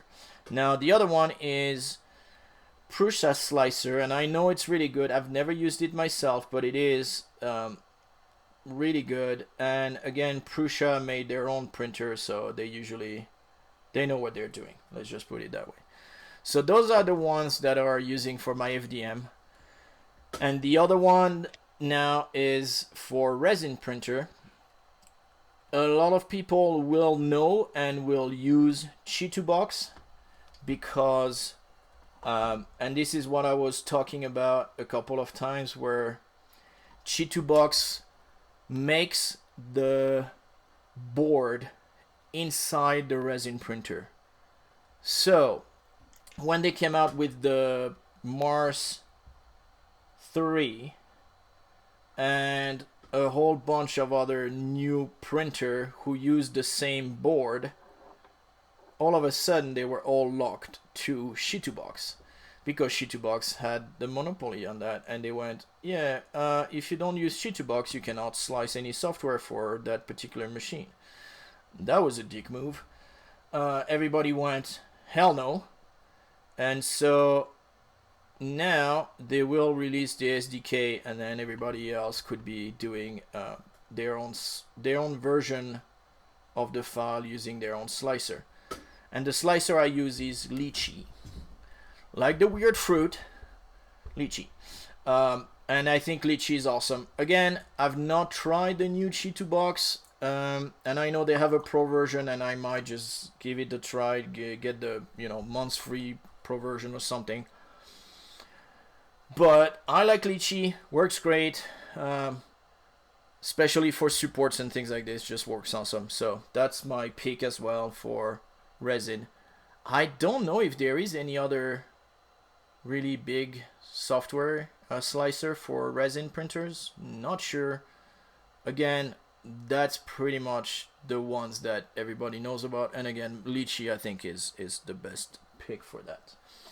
And that's it for the 3D printing. Now I'll go through my news, because I only have a couple, where you are gonna talk for hours, dude, with all the news that you have. We talked about Rain in Hell. Yay, right here. They've released a solo and co-op expansion in a way. It's a pay what you want, so I think that's pretty cool. If you go on Wargame Vault, they will actually, so they don't do the printing version of that one, because it's only like 20 pages or something like that. So they only did the PDF version, and it's pay what you want. If you go, like I said, they will show you what is it? I don't know what they call it, like what it should cost, but you right. can put 0, and it's, if you want to pay 0, you can pay 0 and just get the extension for free. If you have the suggested price, here we go, that's what I wanted. Suggested price is like $4, I think. That's what they put. So again, pretty cheap, pretty good. Really interesting about that one because I think I can do a solo while we could all play together with my family. And everybody has one guy.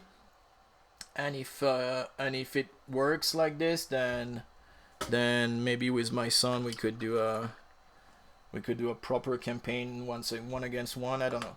Still not sure. I still need to finish my warband, paint that. So much stuff I need to do. Anyways, other news is, so they show some new Necromunda guy from Saar, I think they're called. One guy with a giant freak, I don't even know what that is, but a ginormous cannon on his shoulder and a bunch of really nasty looking spider bot. Did your camera die? I just died. Oh, your camera died. So you're gonna have a picture of what he's gonna have been done with at the end of this, because that's what I did last time. I took the picture that you sent me, replaced it. So that's what I'm gonna do. I can still see it, so I don't know how long it's gonna take for it to.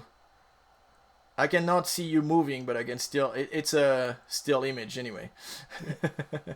It will die by itself. But anyway, so you'll get no more painting from him, but you'll still have the whatever it is. My beautiful face. No, you'll have the minis in there. Like the actual picture of what you finished painting, which from the looks of it is going to be pretty cool. There we go. That's it. It's gone. So yeah. Rain in Hell. It's going to be another long one today, guys. You can tell because my phone camera died. Rain in Hell expansion, Saar.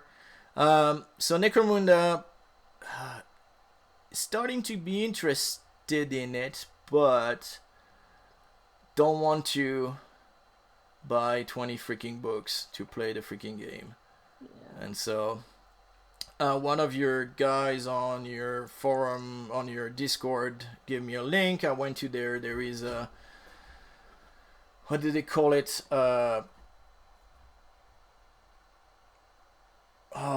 User build type of game or rule book or whatever.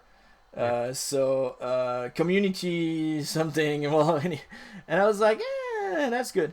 So I'll take a look at that and see. But I really like those guys, even if I like the aesthetic of the Saar, I guess. And so even if I don't end up playing, I might still end up buying.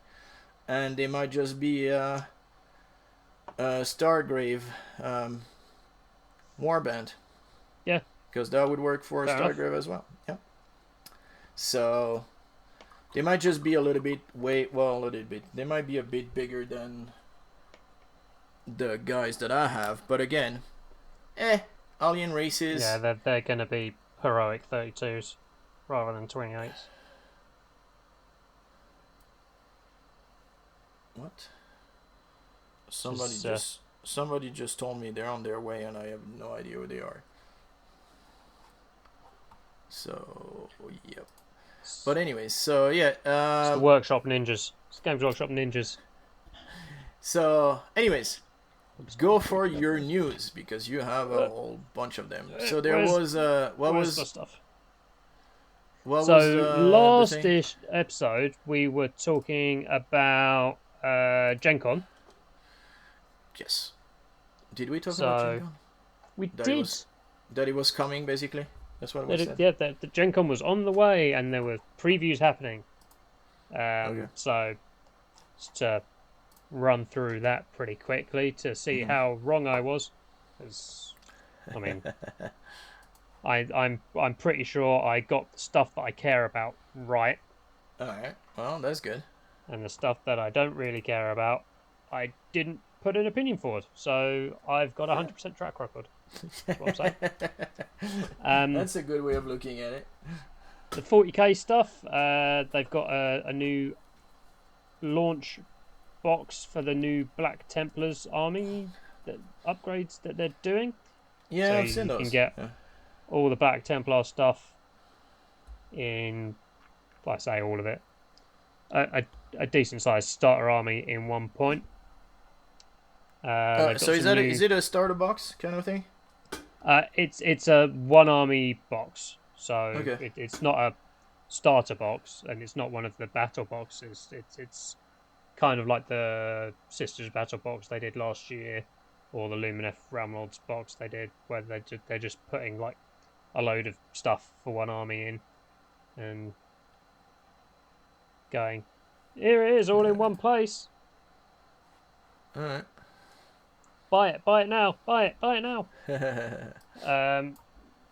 There's a couple new outlaws for Necromunda. I don't really remember what that means because I'm not into Necromunda. There's some kill team stuff. I'm pretty sure I got the kill team prediction right, that it would be a new battle box. Okay. Yeah. So it's some Tau versus some Sisters of Battle. Yep. I saw those.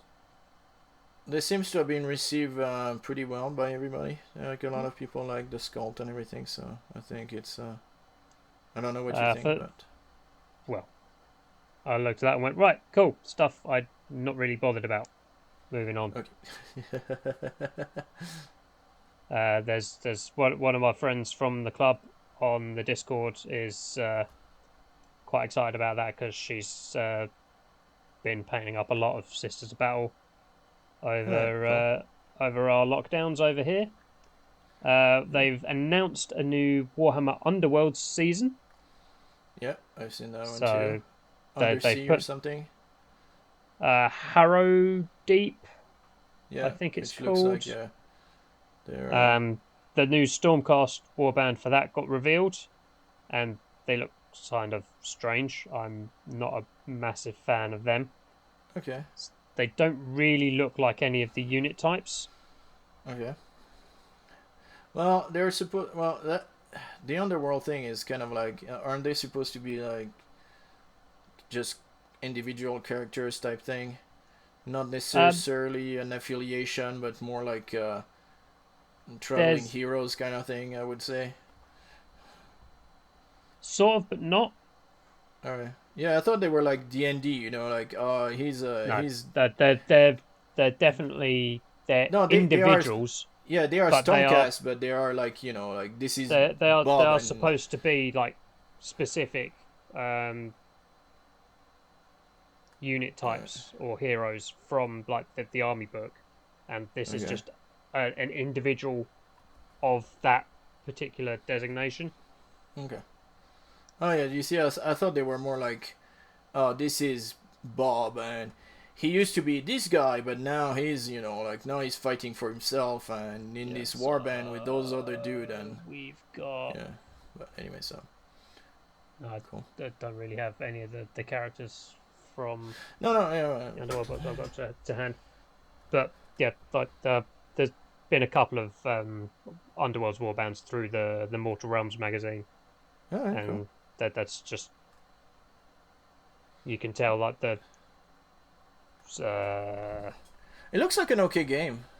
I mean, the game itself gets into the sort of thing where you need to buy lots of cards, so you need to buy the warbands to keep up with the cards. Okay. Even if you don't particularly play that warband. Okay. Which is the reason that I got out of X-Wing. Yep, makes sense. So yeah, I might get that warband if it comes out separately, but the sort of vibe that I'm getting at the moment is that's going to be in the new core box for the new season, and I'm not really interested in playing Underworlds. Yeah. So. No, like I said, for me, it's, again, I can see it as a good crossover to board game because it's more board gamey. So I mean, it's definitely designed as a gateway game. Oh yeah, yeah. Like it's X base and all this, and well, square base or X base? X base, I think. Yeah. But Hexes yeah, on the yeah. tiles, yeah. So I would, I would definitely see that as something we would be able to play with my kids, and Yeah. yeah. No, I mean, After if we you're paint. just playing it in like a closed group, not for competition purposes or Oh whatever, yeah. then you don't have to worry about getting all the other cards. You just Yeah, but use I the think cards that come you with the. see, I think it's a bit more accessible than something like Kill Team or Warcry, for example. Possibly. So yeah. You've definitely got less models to paint than a Kill Team or a Exactly. Warcry Yeah. Yeah. Warband. So I could see it, being like, hey, what warband do you want? Oh, I want this warband. Okay, let's buy this warband, and you buy this warband, and I'm painting this one, and you painting that one, and then once we're done painting, we play a game, and we have fun, and so yeah, like I said, I can see that being something that I could do with my kids. Yeah, definitely. There was a teaser preview for Warcry. Yeah. So Do we know what's gonna be? Warcry didn't actually announce anything. They just went. We will announce something soon. They basically Jack Sparrow hands us and went something spidery. I think is the vibe that I got off of Twitter. I didn't actually watch I haven't actually watched the preview video. So I was like, right, they haven't actually announced anything, therefore I don't care yet. Yeah, there will be a link down below. We'll see what. Interesting story. Going into the Warcom articles was a bit difficult to remind myself what happened on Gen Con because they did a separate article for each, rather than going, this is we did at Gen Con. So. They did. This is for this. This is for this. This is for that. Yep. Like this is for Age of Sigmar. This is for blah blah blah. Yeah. Ugh. Yeah. Well, you might want to go on. I'll sort all that out for you. Tabletop something. The guy from Northern Ireland. They have that. Tactics? Or on the tabletop. On tabletop, yep. Or Garrow on Facebook is normally quite good for. And so they probably have a Gen Con thing that for GW on their website. There was a Horus Heresy article. Cool. So I was like, ooh. Was it ooh or was it bleh? They're putting rules out for more Legion-specific destroyer units. Okay. I was like, that's pretty fun. It's pretty rad. Okay, cool. So, destroyer units, for those who don't know, are... Thank you. The Legion's war crime division, basically. They get all the dirty rad weapons and phosphex, and they are generally shunned by the rest of their legion, and they go out and they do terrible things to terrible people in the name of uniting the galaxy, in the name of mankind. Or once we're getting to the heresy, murdering people that used to be their brothers in the name of whatever. The Emperor / Chaos. Do they really need a reason? They don't need a reason. So shoot, wrong one. The fact that we're starting to get Horus Heresy articles is a good thing, because that might mean we're getting actual Horus Heresy releases soon. Was those before? We mentioned the new Legion specific heroes. They were through Hero Forge, right? Are they still going through Hero Forge? No. No, it's GW. GW bought Hero Forge, right? No. I thought they bought them. Okay. No. I made a character that's totally not a character from a Horus Heresy book on Hero Forge, which might be what you're thinking. No. There is a. I don't remember. Like it's now. I think it is part of GW. Forge World. Forge World. Thank you. Hero Forge is completely different. Forge So World is a subset of yeah. Games Workshop that do all the Horus Heresy and Yeah, so that's Necromunda what. Yeah, stuff. they used to be the independent, and then they got bought, Nope. and they started doing stuff, right? No. No. Okay. All right. No. So They've I always been thought. part of Games Workshop. Okay. They're Cool. on a tighter leash now than they used to be, but um, I hope that's we're gonna gonna turn we're out gonna okay. finish. I'm gonna finish talking about the workshop stuff Yep. before we Go move for it. on to not workshop stuff. I was sat there playing my game on Sunday, and it was my buddy's turn. So I was like, right, while he's moving his stuff around and thinking about what he needs to do, I will get my phone out. I'll look at the Warhammer community article for the pre-orders for Saturday coming, and I'll get really excited that all the new Stormcast and all the new dragons are up on pre-order. And then I looked at it, and it didn't have any Age of Sigmar stuff on it at all, and I got sad. Aww, that But jerks. But what we do have instead is the new Aeronautica Imperialis box set, which I am vaguely interested in. So I'm going to have to get some of the guys who play Imperialis To take a look down to the get club those. to give me an intro game to see if I want to get into that, because the new box is Space Marines versus Eldar, Okay. Cool. and the Space Marine flyers are Pretty basically all cool. the flyers that I would be using in my 28mm scale Horus Heresy army. So I can just paint them all up like my Horus Heresy army and go, this is my Horus Heresy army. Alright. But Cool. tiny planes. Tiny planes. And That's interesting. I need to. I wanted to check it out. I don't know. I think I'll go more X-wing before I go into Aeronautica, but yeah, I don't know. Not sure. And the last bit of workshop related news is people getting whiny on Twitter again.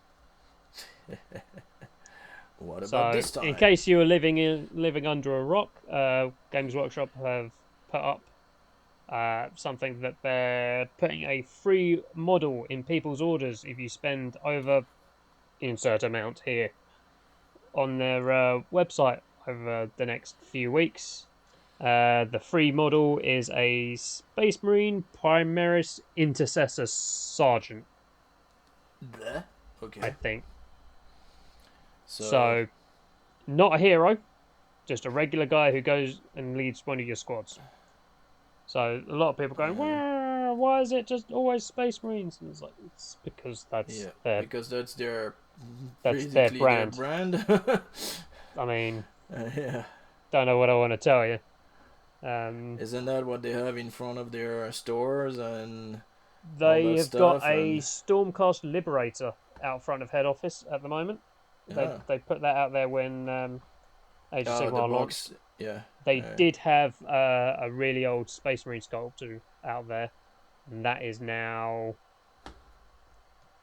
opposite the door isn't there to like Warhammer World. A Space Marine tank or something else on there? Yep, the Space Marine tank is directly next to the front door. They got that when THQ made the Dawn of War games. And just inside the front door, they've got the full body cast for Lurtz from the Lord of the Rings movie, as used in the film. Oh, cool.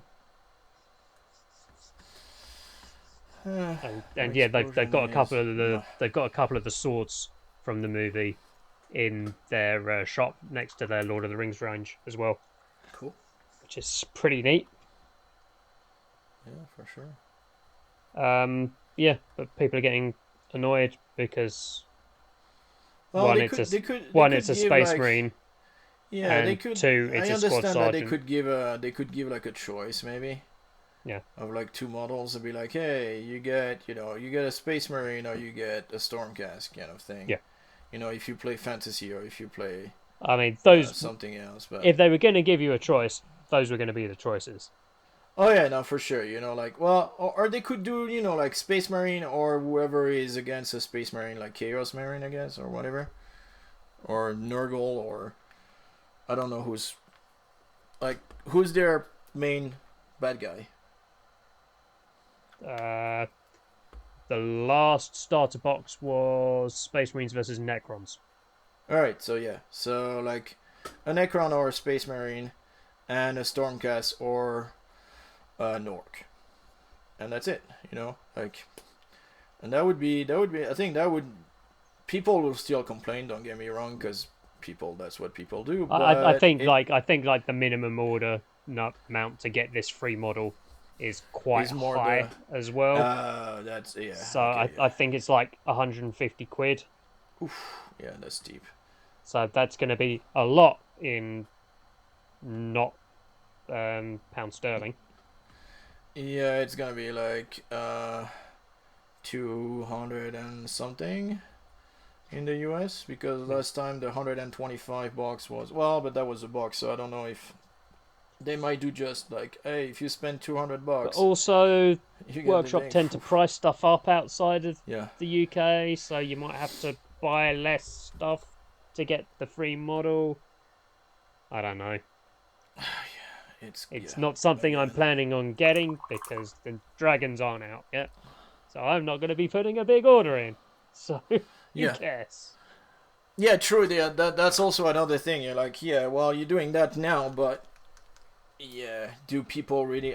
Because after Gen Con, but again, like most of those stuff are not out yet. I'm pretty sure. I don't remember how long this particular offer is going on for, but I'm assuming it's going to be a couple of weeks. Yeah. So I might end up with a free Space Marine Sergeant at some point. Yay. Which I will send it to Ashley. Ask her to paint it. I might spray it a metallic colour, put it on a basic plinth, and turn it into a scenery piece. Oh, as a like a statue?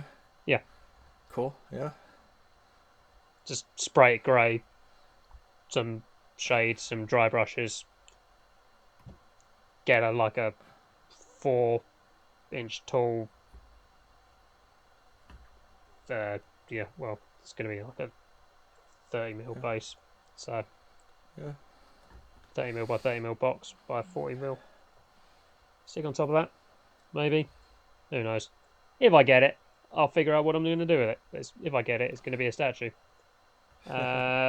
New iOS app isn't terrible. I already covered this, so let's not worry about that.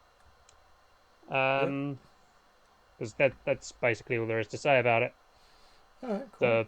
The army builder is functional. Yeah. The interface will take a little bit of getting used to. It's the interface it's inferior to the free War Scroll builder, but it's not. You can get your War Scrolls. You can look at your War Scrolls, so it's fine. There's some more units and the actual dropship for the Roma ad Astra stuff, cool. Which is really cool. I haven't shown you any of these yet because I've forgotten to put them in the Discord. But the dropship that the guys designed looks a lot like the D-Day landing craft with big engines stuck on the back. Oh, cool. So the front drops down and you get all your Roman drop troopers jumping out the front of that. He's going to have a version with door gunners in. He's got a version that's like a medical transport. So it's got injured guys in beds on as well. So that's pretty cool.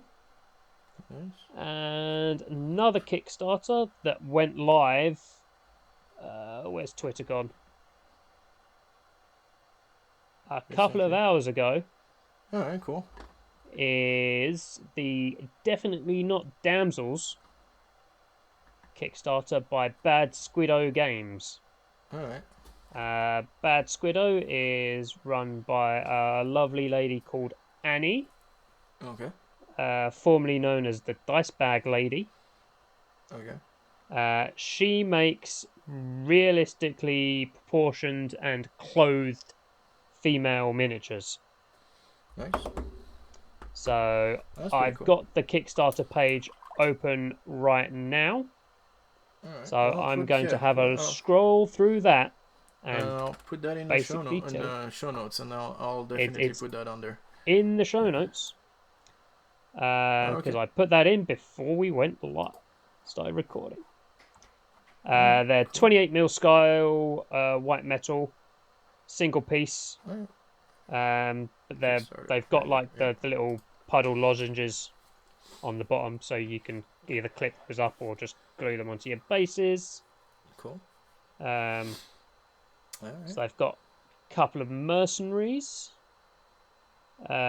These are mostly, I think, D&D ones, rather than actual historical ones.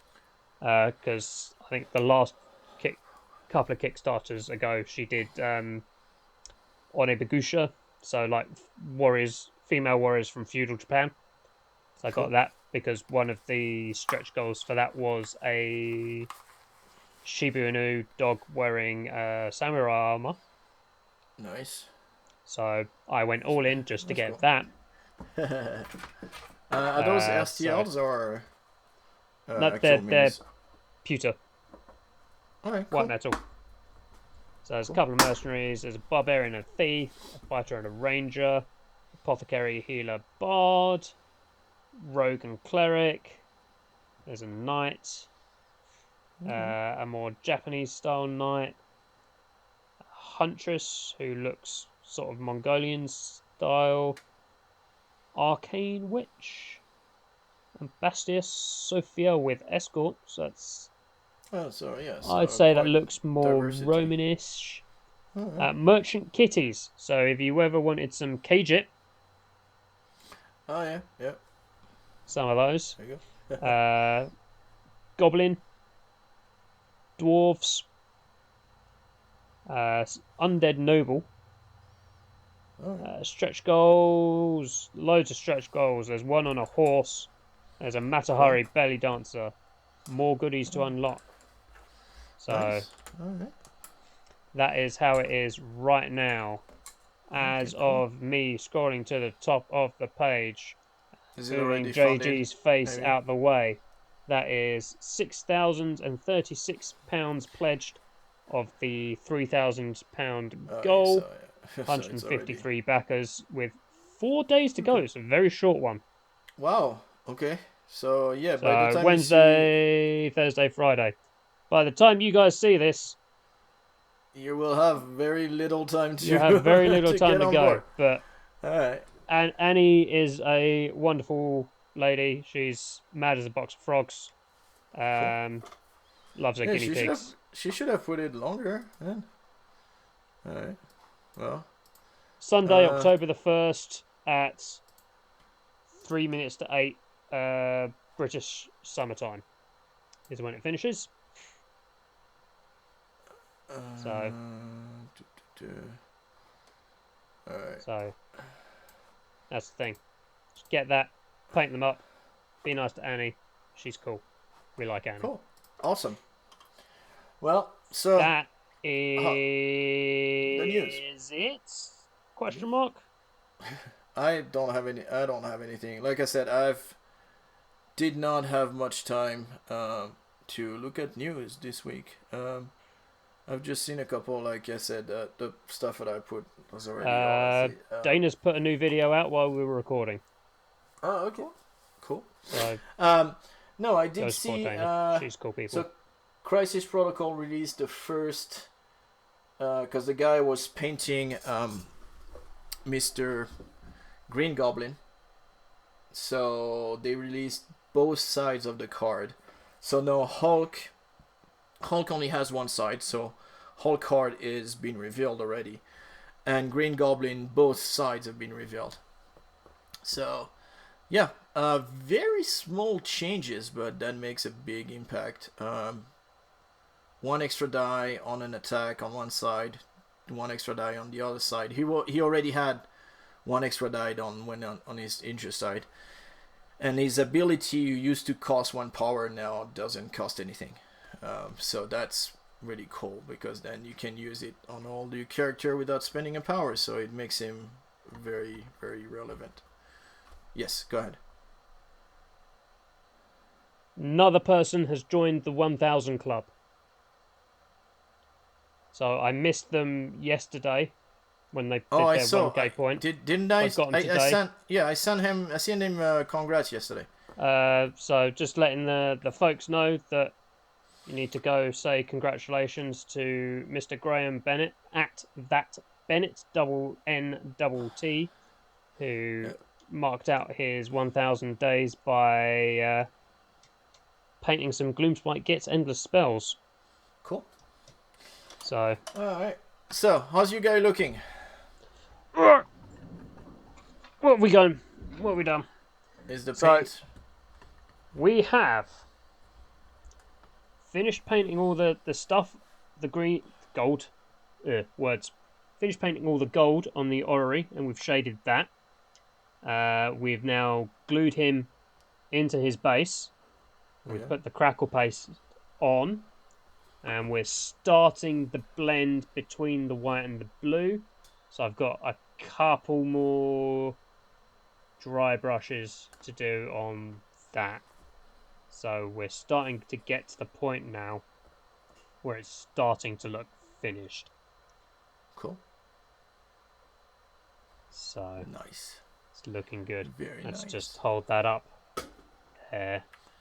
And you will have a picture. It's in the dark, but no, when there my will phone, be a picture. Yeah. When my phone has got some little bit more juice in, I will take a nice picture and send it to me. And that will be in the Secret Squirrel channels on the Discord, and then it'll be down there. All right. Yourself?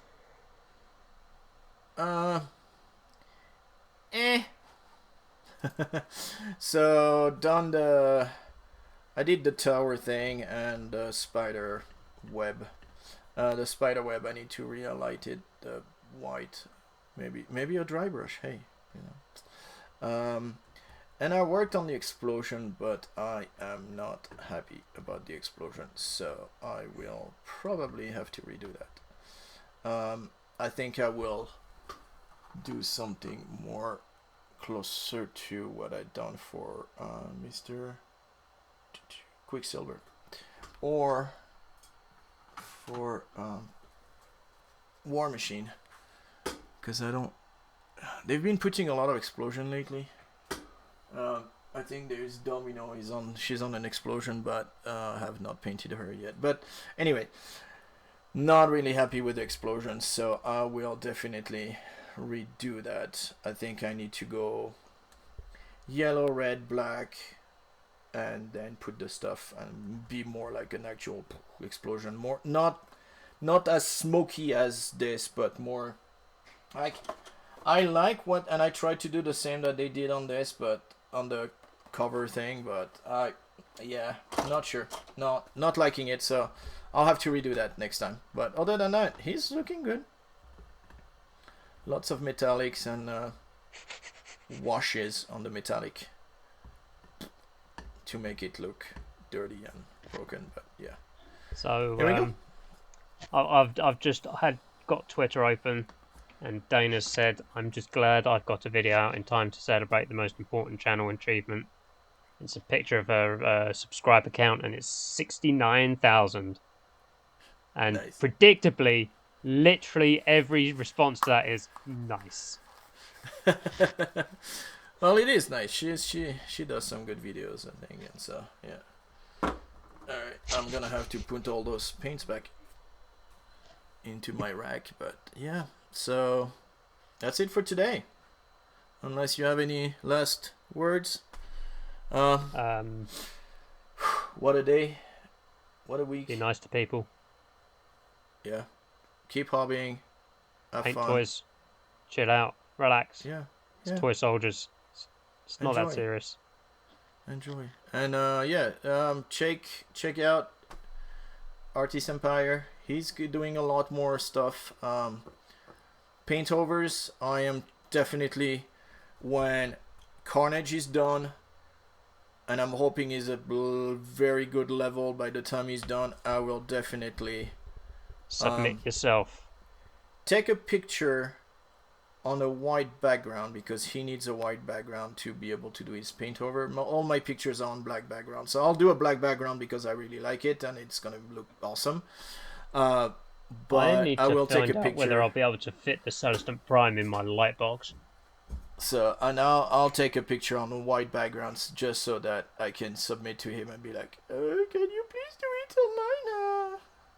And hopefully I'll do it, and that would be really cool. That becomes my default, like picture on all the top of all the like social media things for sure. If he does that, because he does an incredible work. So he's becoming a lot more active because he wants to do paint overs as full time. Yeah, I mean he got featured in a White Dwarf a few months back. Yeah. So so. And a really cool dude. We talked, like I said, we did the whole Twitter thing. So if you see him on Twitter, he's got a chat room up and running. Just go in there, chat. It's pretty cool. So, all right. Well, thank you again, Liam. See you in 2 weeks. Always a pleasure. Enjoy. Keep hobbying. See you later, boys and girls. And see you, everybody. Bye. This has been an episode of the Hobbystreakers. If you're following us on YouTube, please leave a comment, like, subscribe, and don't forget to ring that bell for any future episode. If you're following us on a podcast, please leave a positive review. Thank you, and don't forget to keep that hobby streak going.